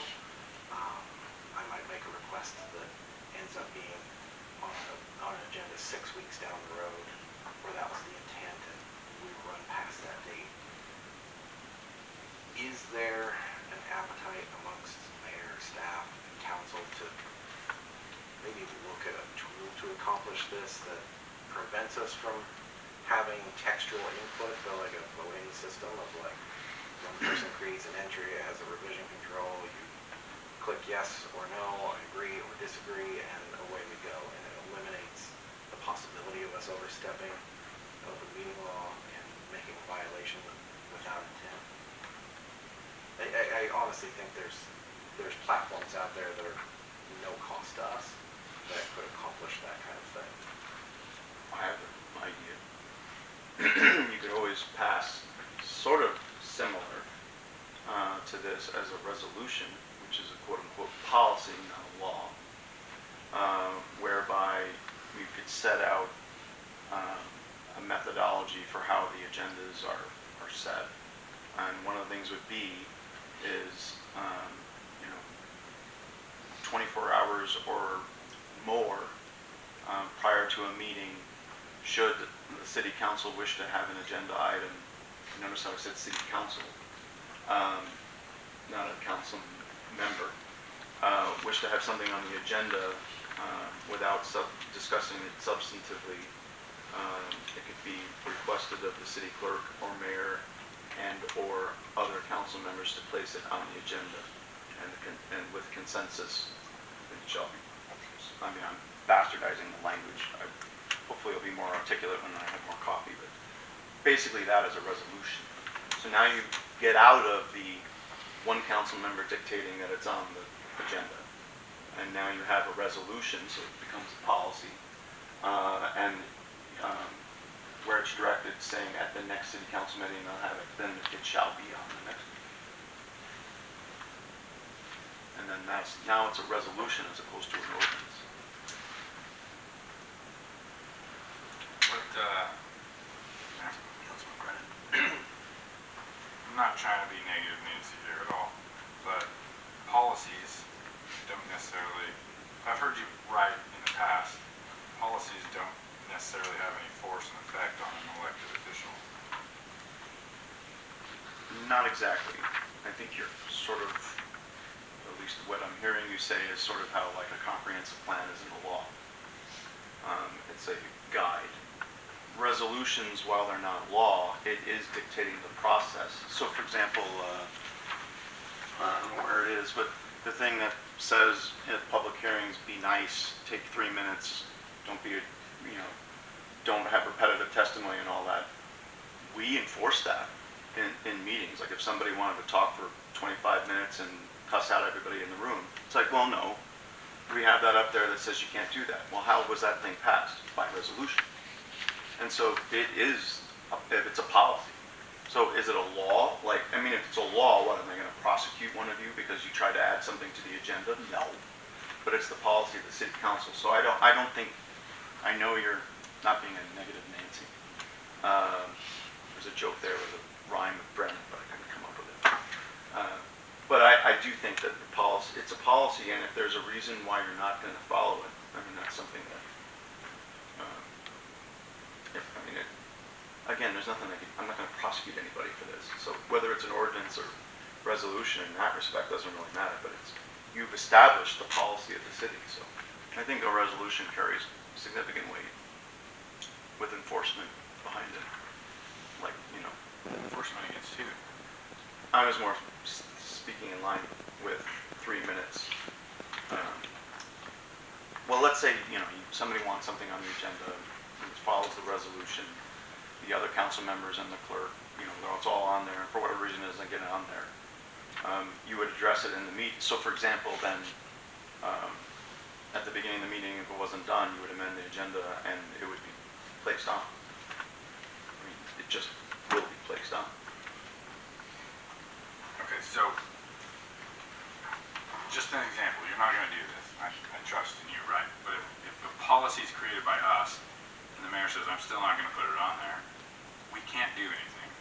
Other than amend the agenda at the beginning of the meeting and make sure it's on. And at what point brings us right back to the council? I'm trying to give you the best solution I can come up with. Sure.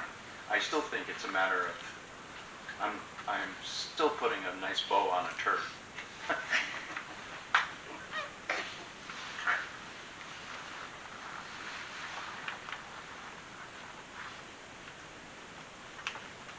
regards to Councilman Harjo's comments about a system, I would still feel like there would need to be some kind of ability to track the public record.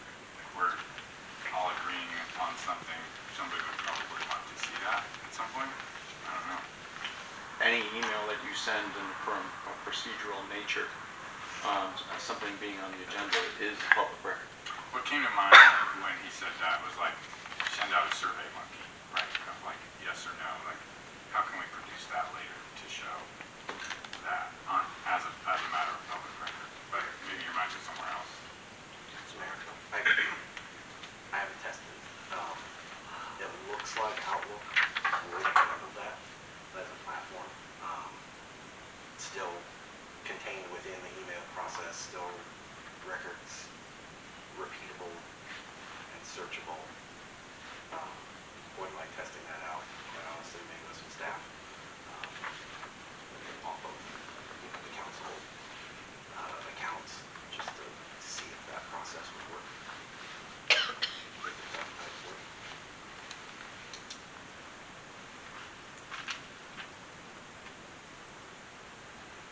Mayor, Councilwoman Garvey.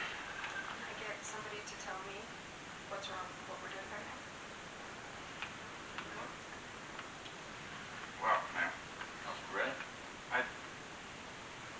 I won't speak for Councilman Wirkkala, but my observations of what happened is that 3 of us agreed for there to be an action item.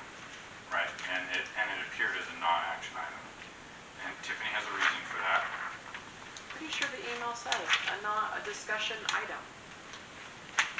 Okay, Mayor. Councilwoman Garvey. Okay, so when the agenda comes out on Friday afternoon and somebody sees that, how easy would that be to send an email to Tiffany and say, hey Tiff, I think there's a mistake here? I think we're getting into the woods on creating system. It's been working and our stuff is making the agenda. I think it's just adding more work. Mayor, it does say, and I'm sorry, it says action item discussion. It doesn't say decision. So therefore, that's where my interpretation of this is just a general discussion item. I will tell you, the last city council meeting had ordinance revisions in it. They weren't in our format. This resolution that is giving you today, you don't know what House bill this is. We don't have any data on it, and Councilwoman Wirkkala didn't provide anything to me until we walked in the building today. Therefore, it's not in the proper format. Therefore, clerically, I have to go back and hold on to it for 2 more weeks instead of just sharing the information at the very beginning of the discussion in the first email threads. That's the frustrating part in this whole agenda item. All of it is a mystery. Councilwoman Wirkkala. That's not true because Jeff did forward you all my resolution last week In an image. and said that he's good with the resolution, so you guys did get the resolution. But How I got it before today, from Schroeder was in an image format. that you weren't able to open and read? It was text, it was a screenshot of his cell phone in an image format. Oh, so you received it, and if that was an issue, then I thought maybe you would come to me. Okay, I don't want to get into the nitty gritty of this all, but I guess apparently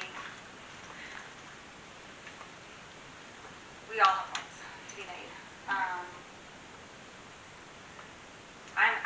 I personally like what Councilman Harjo brought up with that outlet, or if you wanted to look into that further. Councilman Brennan. Tiffany, I'm not trying to cause a fight or point anything out. Councilwoman Garvey asked for an example, and that's like one little thing that came to my mind on that. And I feel like I was a little bit cut off, but I said you had an example or a reason as to why you did what you did. And I do recall that the same thing happened last time, right? So I was about to say that. And formatting aside, right? Like I don't know what obligation you want from us when we all vote yes to have something on an agenda. I don't think the entire language should be within our email because then you're basically having all the facts and information in front of you and you're kind of saying, yes, I'll hear it.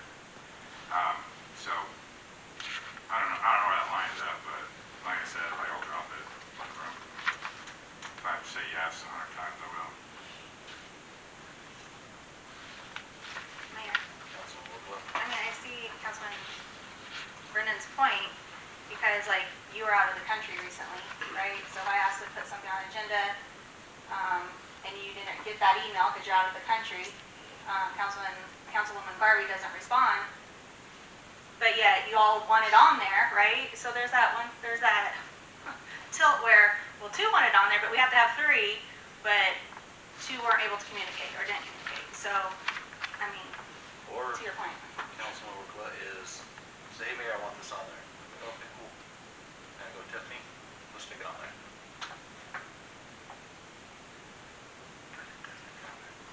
Mayor, Councilman Brennan.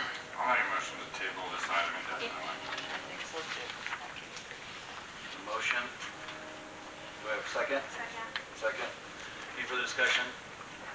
Hearing none, I'll call for the question. Councilman Brennan. Councilwoman Wirkkala. Councilwoman Garvey. Councilman Harjo. Run down to items removed from the consent agenda. We're going to start out with item B.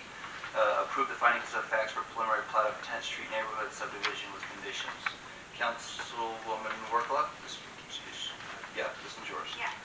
So I didn't want to be blanket approved underneath consent agenda because I voted nay at the, when this was at the meeting last. I wanted to have time to hear from Keller Associates and then deliberate from that information, and I still want to be honored at that time, so that's why I pulled it off, because I'm gonna still vote nay. Okay. Council, what do you want to do with item D? Councilman Harjo. With that, I'll make a motion to approve the findings of fact for preliminary plat for the 10th Street neighborhood subdivision with conditions. Do I have a second? Mayor, Councilwoman Garvey. I'm sorry, my brain's going. Can you refresh me what that was again? Oh man, that was a while ago. Yeah, that's what Brenda, come on down. It has been a while. Thank you. My apologies if I don't get it. It's all right, just something will jot in my head. So that's on the east side of Silverstone. It was, I believe, 117 units going in there, and it has an existing PUD at that location. Casa Cruz is... Okay, yeah, we're good. Yep, that's all I need. Thank you. Second. Oh, yeah, second. Good motion and second. Any further discussion? Hearing none, I'll call for the question. Councilman Harjo. Aye. Councilwoman Garvey. Aye. Councilman Brennan. Aye. Councilwoman Wirkkala. We're going to run down to item number G, approve a preliminary plat extension for Airbase Commons, PZ 2387. Councilwoman Wirkkala. Again, with what we heard tonight, there's a lot to take in and process. There's also no vested right to have an extension of a preliminary plat. So with that being said, I will not approve this as well. Council. Anything else? Councilman Brennan. Question for Paul. This is, in my eyes, kind of in alignment with the conversation we were just having a little bit ago about extensions. Building permits. Yeah, this is definitely not at the building permit stage. It's a preliminary plat extension, but I guess in light of the conversation, the facts that were presented today, what would your legal opinion be? Well, it's up to you on the merits of extending. I mean, what I heard is that you can continue processing applications that were not at the 85% level yet, and that we have numerous things in the pipeline, et cetera, et cetera. But yes, if everybody came to get a building permit tomorrow, that would be an interesting scenario. So this is not requesting 300 of our last building permit spaces. It's merely an extension of the preliminary plat. However, the language of it being a vested right sounds awfully familiar to somebody who might have said that, and it is not. You're not automatically vested with extension after extension after extension. The first one's an easier one. Yeah. And so, but you are not, merely because you wish to have your preliminary plat extended, there's no, as opposed to if you're in an R4 zone and then you have a preliminary plat application where you're seeking all R4 uses, you don't have a lot of discretion to turn it down because it's an allowed use and it's perfectly in line with what the code provides. But nothing says you're entitled to an extension. So it's entirely up to you. And what? Now we do typically give the first one. For city staff, what is the process for if a denial of an extension happens? Is there a mandatory wait time frame for a reapplication, or how do they apply again? It's 1 year from the date of the preliminary plat approval, not from the request for an extension. So they could just they can reapply, but then they have to go, that's a whole new application. Just as Mr. Mayor and Council, so just as a side note for this one is also an approved PUD. So there's an underlying PUD with this development as well. So, and we've never crossed the bridge of not approving an extension, since the code does allow for an extension, as long as it meets the requirements within that 30-day time frame, which this applicant has. Sorry, I don't. Unless I totally missed it, what if a denial of the extension were to occur? Is there a mandatory wait time? No. For reapplication? Not for no. They could do it tomorrow. Well, there is. Correct. Okay. From 1 year, yes, they can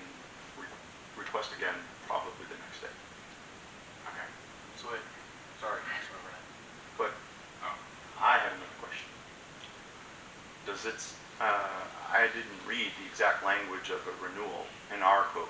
I'm more going on state code in my head. But does it say thou shalt be given another extension? I don't believe it says thou Don't shalt. think it does either. I wasn't a literal quote, but it says that it shall not be unreasonably withheld. It doesn't say anything like that, right? I don't think it does. I don't have it memorized, but I don't think it does. Okay. Mayor, Councilman Garvey? does that affect the PUD? The PUD, Mayor Council, so my understanding is the PUD still does exist. I also believe that perhaps it can be re-looked at if it hasn't been constructed within a time frame, and I would assume. It's a domino. Once one falls, the other would fall. It has, now if it's a PUD, quote, rezone.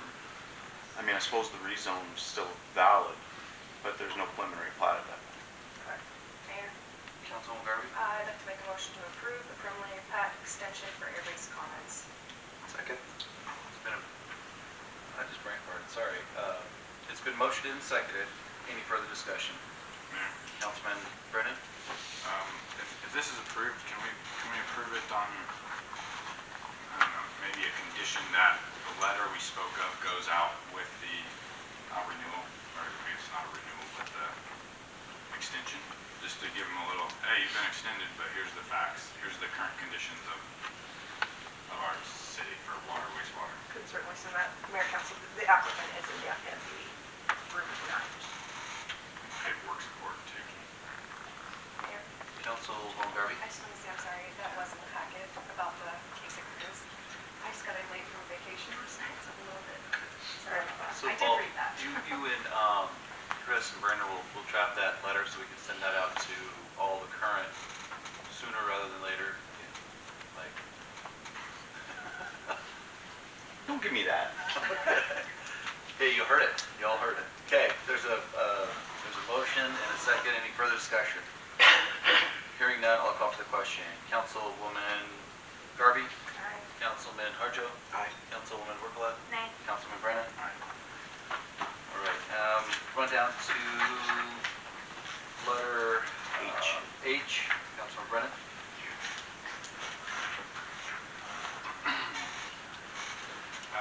Mayor, I don't really have any specific pointed questions, but more I'm hoping for maybe an explanation as to the need or to the desire for this project from staff.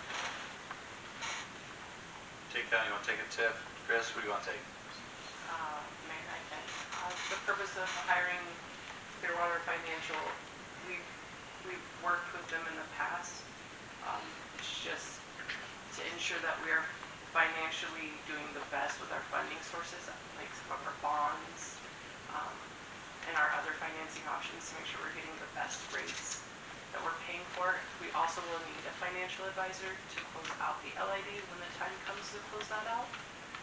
And this company would do that as well. So in about, what did you say, 5 years ago, Cameron, who now is with Clearwater Financial, he's the owner of Clearwater Financial, he was with Zion's Bank, and that's who we used prior. He represented the city at that time, and we just haven't renewed anything in current days.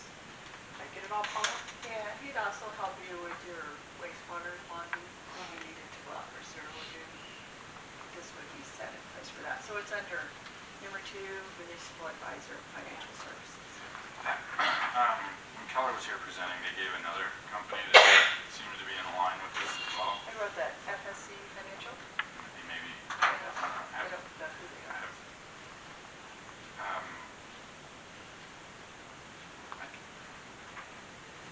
I'll hold that thought for a second, but this is, I don't know what to compare this to for similar services of a municipality our size, but it looks like the basic retainer is $12,000 annually. And then I think it seems like almost everything on top of that is an additional stuff to include like no limit for travel or meals or all of that. So I don't really know what this will truly cost the city. I think this is the one that would cost the LED, right? It would be for any billed service. Oh, So- yeah. So So it's billed for service, so it's no different than go Paul when we reach our max, he bills the service over and above. Right, and I just like Google FCS financial, Good they're old. not location item. Yeah. So at this point, it would just be billable service, so it'd be the retainer, obviously, to have them year round, and then if we were to pose questions to them, so if we wanted them to look at wastewater bonding, we wanted them to look at refinancing of buildings or facilities or things of that nature, we would then pay hourly for those. And we could possibly get cost estimates and get those in front of you guys so you would know what that financial burden would be. But we just felt with, Councilman Harjo came in earlier, as staff and the mayor, we have a lot of moving objects and large ticket items, and so probably bringing on a financial advisor is a good idea at this time.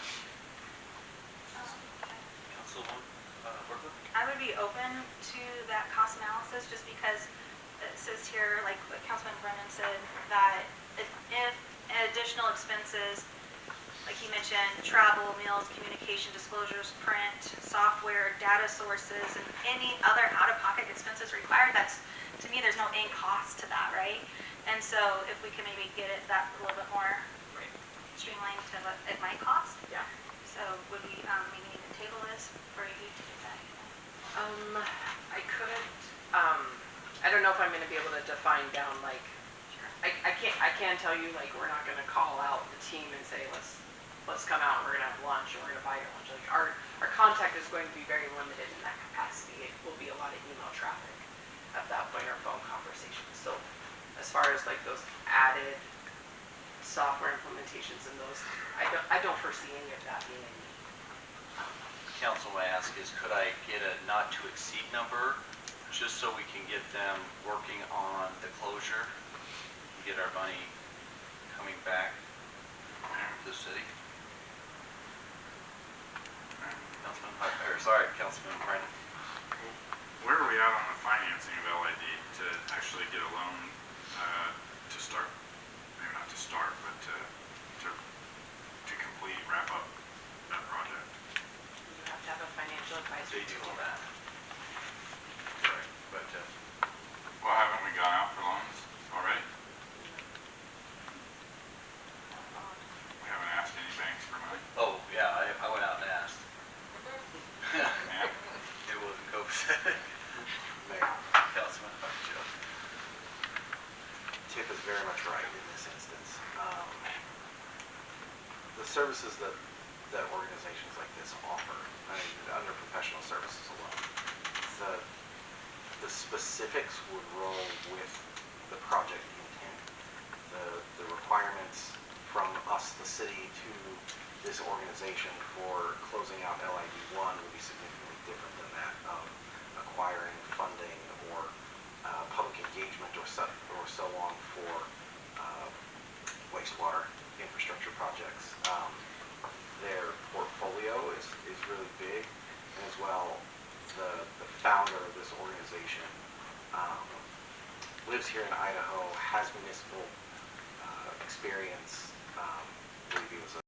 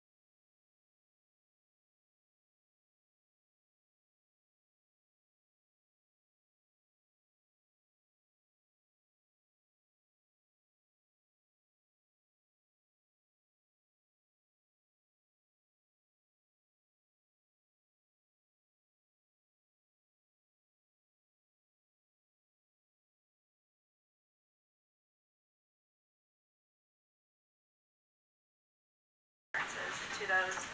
I just want to make clear, no House bill needs to be attached to this. By passing this resolution, when this topic is introduced back at the State House, sponsors of the new bill could add and voice our resolution directly to other legislatures to aid in passage of their bill. This will send a strong message to our community and legislators that the City Council of Mountain Home supports the state income tax exemption of military pensions. I can read the resolution here. A resolution of the City Council of the City of Mountain Home, Elmore County, Idaho supports state legislation on exemption of income tax on military pensions. Whereas the City of Mountain Home is home of Idaho's only active duty military base, Mountain Home Air Force Base, the home of the 366 Fighter Wing. Whereas the City of Mountain Home is home to a large percentage of retired veterans from all branches of the United States Armed Services. Whereas currently 37 states do not tax military pensions, however, Idaho is not among those. Whereas retired military members have brought and continue great sacrifice to our country, state, and local communities. Now therefore is hereby resolved that the Mountain Home City Council supports state legislation on the exemption of income tax on military pensions. And Tiffany, please forgive me for not really understanding the full process that this needs to be on, city letterhead and a number assigned, etc. I just thought that could be a condition that we could add to it. You can. Yeah. It just has to come back again. Okay. So I just want to send that out to council, see if they want. Council. So, really quick, Councilman, or Councilwoman Wirkkala, I thought it was for any, now I'm reading it, why is it only 65 plus? Because I thought the reason behind this was to get the, like, obviously, when, let's say you're retired, right, 23 years, and that's what you want to keep, right? You want to keep those or try to get them to come to Idaho because they have all those phenomenal skill sets. Is this this one right here? Is this, I thought it was for all retired military, not 65 plus. Am I reading that wrong?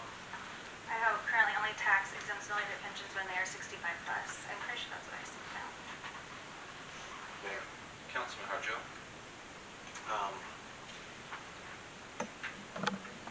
Obviously, this entire community is very driven by our friends in the military and Mountain Home Air Force Base down the road, and we have a lot of retirees and veterans that come here as active and stay here or attracted because Idaho and Mountain Home specifically is so pro-veteran. And I don't want to discount that, but I've got a couple of points that give me a big hesitation on lending any support at an official level from the body of the city council. One of those specifically being that the current legislation of House Bill 40 has some legislative intent language in there that does not solely reflect the benefit of a reduction of income tax for veterans. That legislation also includes removing capital gains and losses for both precious metal and bullion, monetized bullion, in the calculation of state income taxes. And we're support for the current House bill that promotes this would also be support for things that are well outside of our wheelhouse, and unfortunately by the nature of legislation in the State House, we obviously have no control of how these bills are written and statement of purpose, but the fact remains that the current bill under House Bill 40 just, it has unrelated things that I personally wouldn't be in support of, and unfortunately that's affecting the overall legislation. Can I give one more real quick?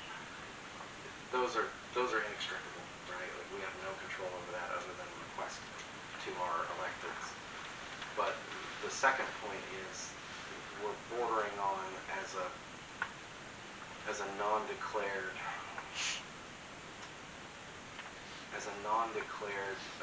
political affiliated body, we're bumping up against whether it's appropriate for us to exude support for something. Anyways, when it comes to legislation as a body, do not do things as a city, and this predates some of us on the council, when the school bond was running. Those are things that directly affect our community, that are local efforts from another political subdivision, and the city, to the best of my recollection, made no official stance on that. And with those 2 points, I will flat out say I'm not interested in this as a product of the city at this moment. Yeah. Councilwoman Wirkkala? Sure, no, thank you. So that's why I didn't put House Bill 40 on there. Because I agree with you, there's a lot of other language in House Bill 40, which just dropped last Thursday. All this is just support, as a resolution, support to support state legislation on exemption of income tax, right, on the military pensions. City has control to voice their position. I questioned it at first, though, as well, because I just want to make sure we weren't stepping out of our, I guess, the political activity realm of things. So then Jeff Schroeder got back to me. He says, I think either way it is legally okay, letter of support or resolution. Resolutions can be legally binding on the city, and I recommend caution in using those as a vehicle to simply communicate the city's support or opposition when a letter would accomplish the same thing. However, the proposed resolution Councilwoman Wirkkala provided looks fine as is and poses no legal issues I can see, as it expresses a generalized sentiment encouraging the legislature to adopt an exemption and does not direct any employees to take any action. Councilman Brennan? Let me first start off by declaring a conflict, okay, for everybody listening, as I will be fully eligible for a military pension in 5 days. So, I have a conflict. 21 years. I didn't know you were 65. I was going to say, you're not 65 yet. I'll be eligible for it. I'm already, I served 21 is where I'm calling it, okay? But, that aside, like, Councilwoman Wirkkala said, after Councilman Harjo's comment, she said exactly what was on my mind, and I don't have any pre-knowledge of this. And to me, there is zero reference to the House bill to this, nothing at all. And it looks like a generalized statement as to the city supports income tax exemptions on military pensions, just as a flat statement. I don't see any what do they call it, pork in the legislative world in this, in a simple resolution. There's nothing else tied to it. There's no reference to all the other stuff. So I see no issues with it.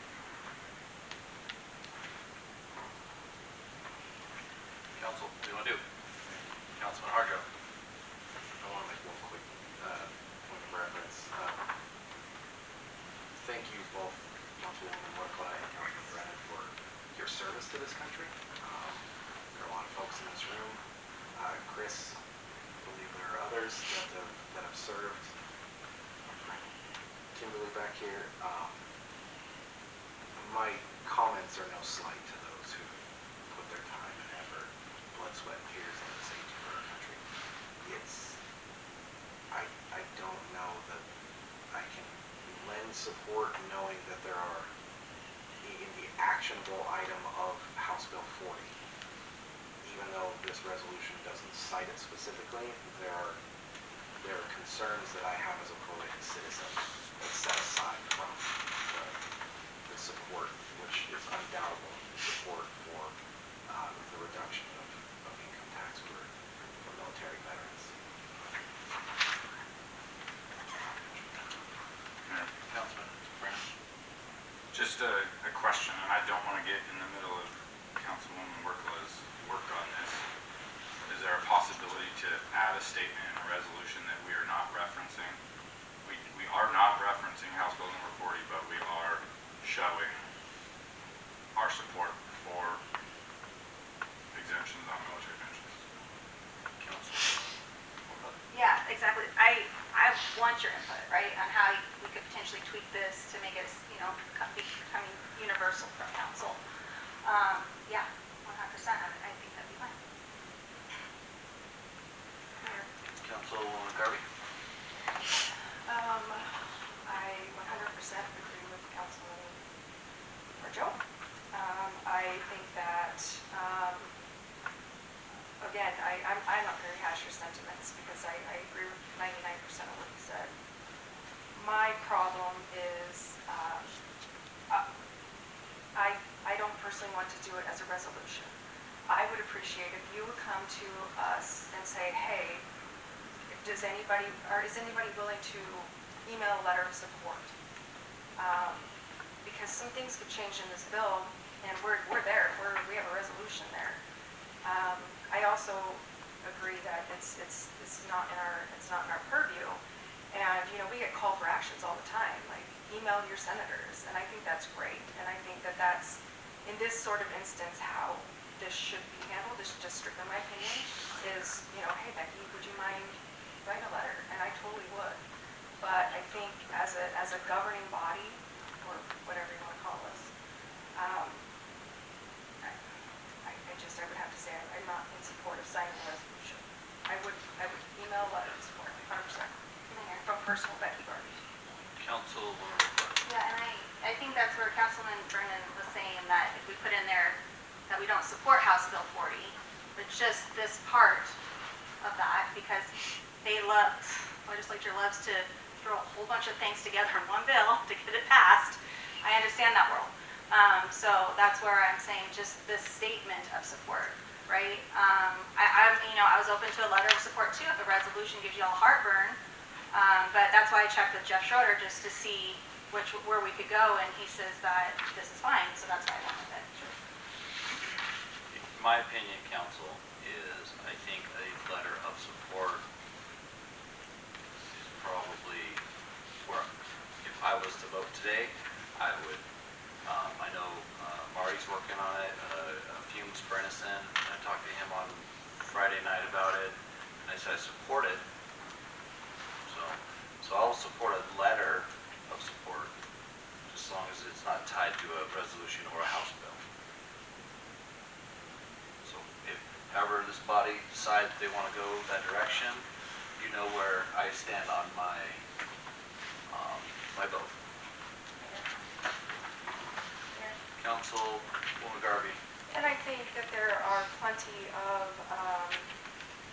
people working to get this legislation passed. Unfortunately, it just gets caught up in a bunch of, pork? I don't know, pork. But I think it's going to happen. And I will come with the mayor, letter of support all day long. I will send it off tomorrow. So are you asking council a letter of support with my city letterhead? Mayor Sykes' letterhead? Mayor? I'm asking the body. First of all, for the resolution, but it sounds like that's not getting the support.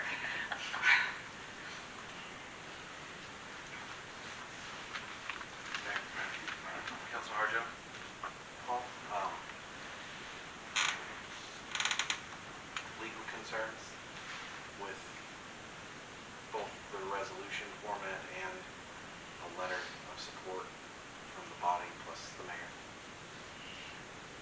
No, I think Jeff's analysis that she read out is accurate.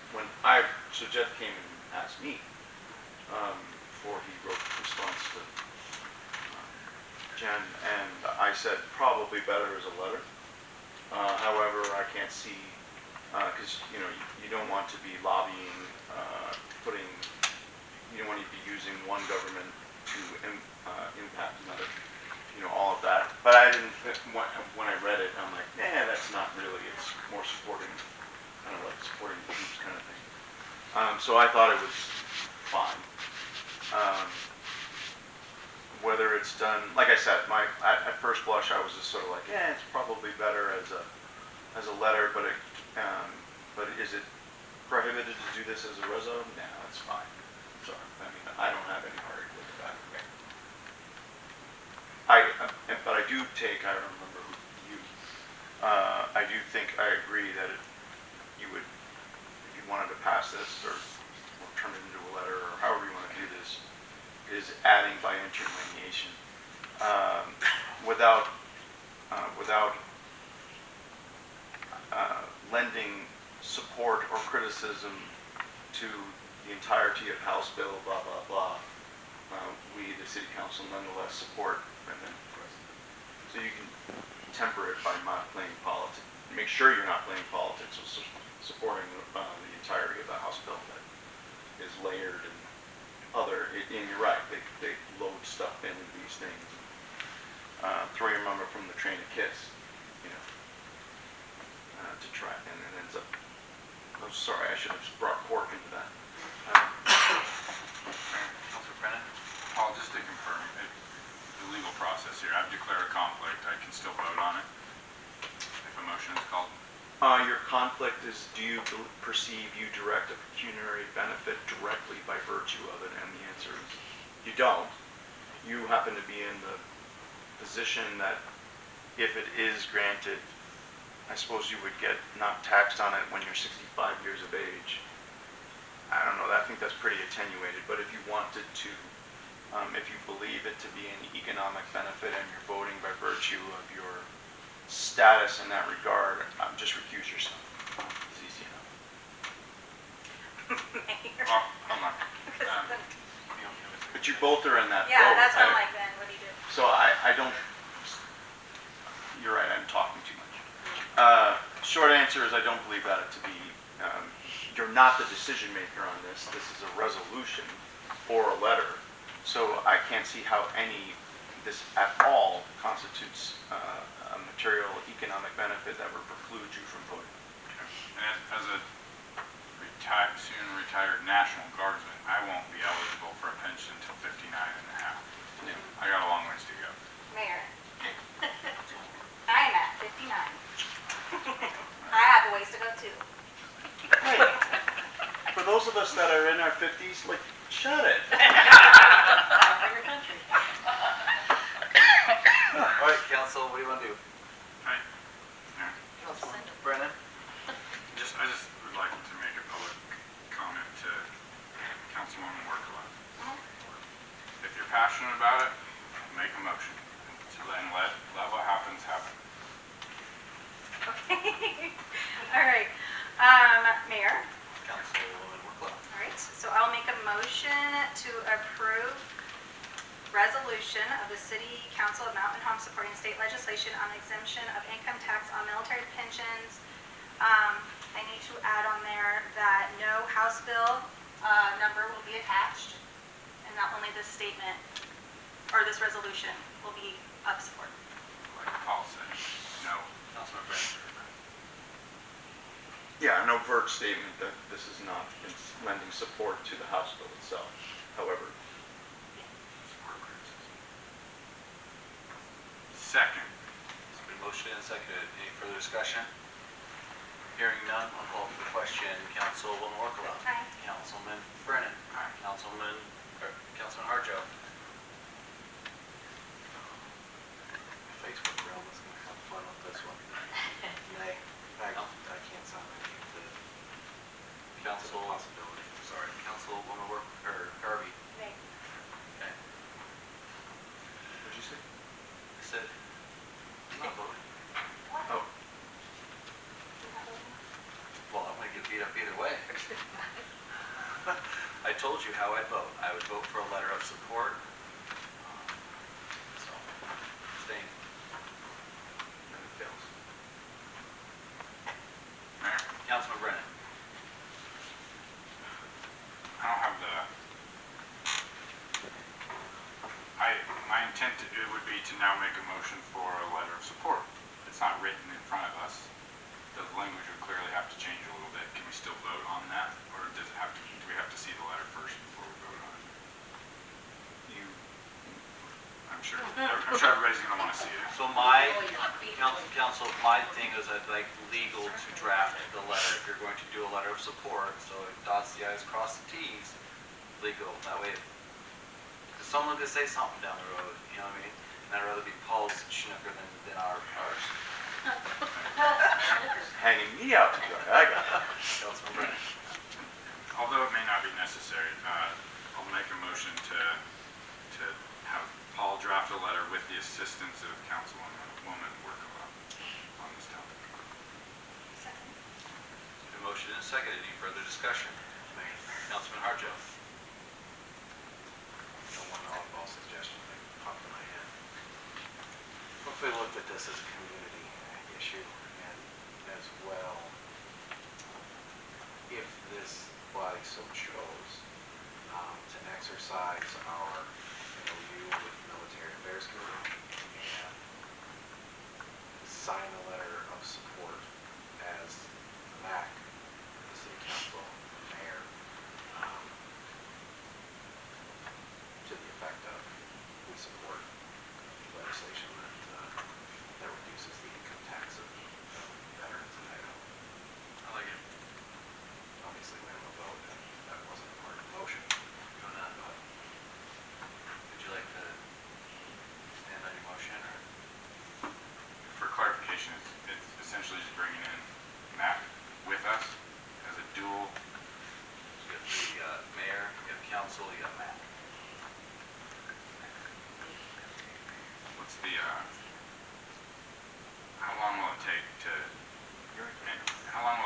get those bodies together to all like independently, like two of them are here, I guess, how long will it take Military Affairs Committee to hear this, think about it, and make a decision, and will it be too late for the legislation? So I usually don't do this, but I'm gonna ask Ms. Mulkey, give your synopsis really quick, since I've already forwarded you all an email to do the letter and to send it to all of the voting body in the House and the Senate. oh, you're talking for Mac, I'm sorry. For MAC, yes, it's a forwarded email from MAC. Okay, so they're supporting it. They are supporting it, and Okay. they've asked all of the MAC committee and members to support it as well. Perfect. It's all in your email, Okay, except for yours, you only sent it to yours too. sure. And Marty and Connie are both on text with me right now. Okay. So, can we do that, since we already, we'll just get the letter popped out by, Mr. Fitzer, probably within a day or two. It will be done tomorrow. Hey, that's on Hold me to that. I can wait. Councilman Brennan. I'll make a motion to amend my motion to also wrap in, the leadership of the Military Affairs Committee to also sign off on basically one joint letter. Second. It's been motioned and seconded. Any further discussion? Hearing none, I'll call for the question. Councilman Brennan. Aye. Councilwoman Wirkkala. Aye. Councilman Harjo. Aye. Councilwoman Garvey. Aye. Okay. We're gonna run down to we're gonna run down to ordinances. Ordinance 1804 amending Mountain Home 164G. Councilman Harjo. I'd like to make a motion that we suspend the 3-reading rule and read this ordinance by title only. First one and only reading. Sorry. It's been motioned and seconded. Any further discussion? Hearing none, I'll call for the question. Councilwoman Garvey. Aye. Councilman Brennan. Aye. Councilwoman Wirkkala. Aye. Councilman Harjo. Aye. Tip, excuse me, please read the ordinance. Ordinance 1804, an ordinance of the City of Mountain Home, Idaho, amending Title I, Chapter 6, Section 4 of Mountain Home City Code of Mountain Home, Idaho, and adding a subsection G entitled Video Live Streaming and Recording of Meetings and providing an effective date. Council, you've heard this ordinance read. Do you wish it to pass? Councilman Harjo. Aye. Councilman Brennan. Aye. Councilwoman Garvey. Councilwoman Wirkkala. All right. Final comments, anybody? Mayor. Councilman Harjo. I have a couple quick things. One is a question for Paul. Last week was the Association of Idaho Cities Water Summit. Took a boatload of notes. Just curious if there's a legal mechanism that I can use, whether that's an email back to mayor and clerk that they can distribute to both staff and council to kind of show where our state future looks like on some of these topics that affect us in water and wastewater. Yes, that would be the proper process to do it. Didn't escape the pun about the boatload about water.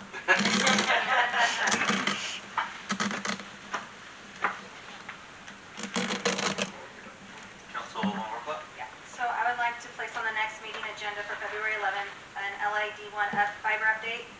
How is fuel being paid for LID1, and how much of the ARPA funds are left? Our last update was on March 2024, and it was $469,000, so I just want to know where we're at with that today.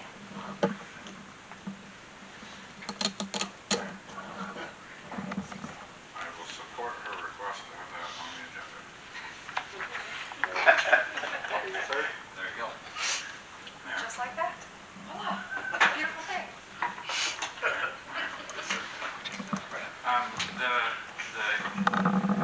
The council that was present for last month's, or sorry, our last meeting, had asked staff to provide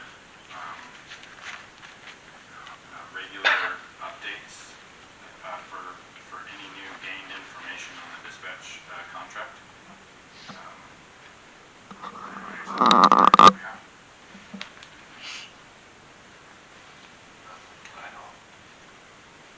Mayor knows I have nothing. Chief, anything back there?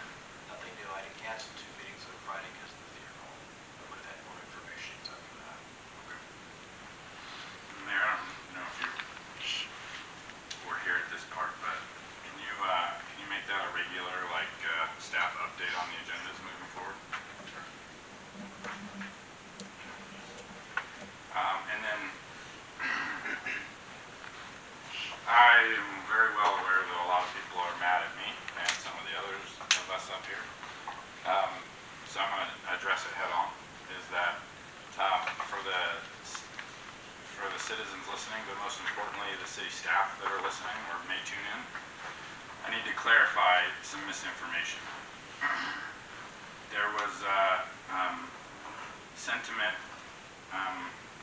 sent out that the council's motion on the last meeting, the motion and the approval was for the city police lieutenant and all other future, how it was worded, current and future vacancies.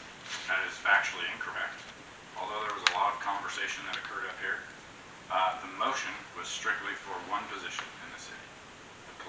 The current vacant police lieutenant position. There was no other motion, nothing added to that motion. The only action taken by the council in that meeting was for one position. There was no addition for wage cuts. There were no extra positions. We didn't direct the mayor not to hire anybody. Yes, there were comments made about wages and about hiring. The motion was for one position in the city, nothing else. For the record, I'd like that to just ring loud and clear.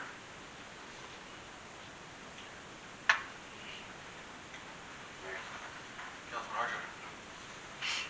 A parallel point to share that we have, as a council, as a city, an expectation from those who have elected us to maintain decorum in good faith, applying that equally across our interactions as council, respect for one another, respect for city staff, respect for citizens.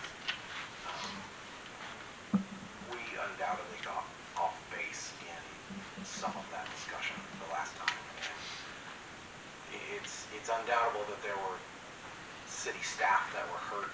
There were citizens that reached out afterwards wondering what the combination of all the topics were and not really understanding what the focus was. And if I have any ask of ourselves and anybody here operating as staff, us as the elected body, that we focus on maintaining decorum and respect for one another. I think it's not something that I take lightly. I don't think any of us intend to do those things, but sometimes our delivery might come off as attacking, and I think we could probably work on that as individuals, and I really don't feel like that's asking too much of ourselves. Thanks, Councilman. Let's run into amending agenda, or sorry, we didn't need to amend it, we just need to go into it to pursue Idaho Code 7. Sorry. I received an email from Erica Pedroza with the Mellon Water District while we've been in meeting, and DEQ has requested that a letter of support from the city of Mountain Home be drafted regarding their temporary emergency water usage for them to seek some of that DEQ funding. Can I get permission to draft a letter to supply to Mellon Water District to DEQ? Paul? Sorry. Councilman Harjo. DEQ wants a letter of support from City of Mountain Home for Mellon Water District to apply for funding. So it's not on the agenda. I can draft a letter for me, but can the body draft a letter as well? It doesn't say it has to be the body, it just says City of Mountain Home, so I would be the drafter. Okay, then I can just draft it and send it off. I just don't want everyone to be in the dark of why we get a letter of support. So this is not an action item, but are you guys all right with me drafting a support letter so they go out for DEQ funding? Yeah. Councilman Brennan. It's strictly just saying we support them going to ask for money. Yeah. We're not providing the money, nothing like that. It's from Tyler Parrish with DEQ, it says, I'm sorry. It's the loan application. Casey Carter from DEQ today, and she informed me that we need a letter of support from the City of Mountain Home confirming the connection they provided to the Mellon Water District for temporary water usage while they've been on our system. DEQ to use categories consecutive with water systems and without clarification of significantly lower their ranking in their application. So they need it to move up in the application. They just want to know that if they get the funding, we're not going to pull the rug out from under them. No. February 11th. Okay. I prefer support. I'm going to write a letter, but I'd rather have the body tell me, hey, I support it. Well, I think we want them off for a while. Yeah. Okay. Sorry, Tiff. Anything else? No. Okay. Pursuant to, or can I have a motion to go into executive session 74-206 subsection 1 subsection F to communicate with legal counsel? Councilman Brennan. Make a motion to enter executive session pursuant to Idaho Code 74-206. Been motioned and seconded. Any further discussion? Hearing none, I'll call for the question. Councilwoman Garvey. Councilwoman Wirkkala.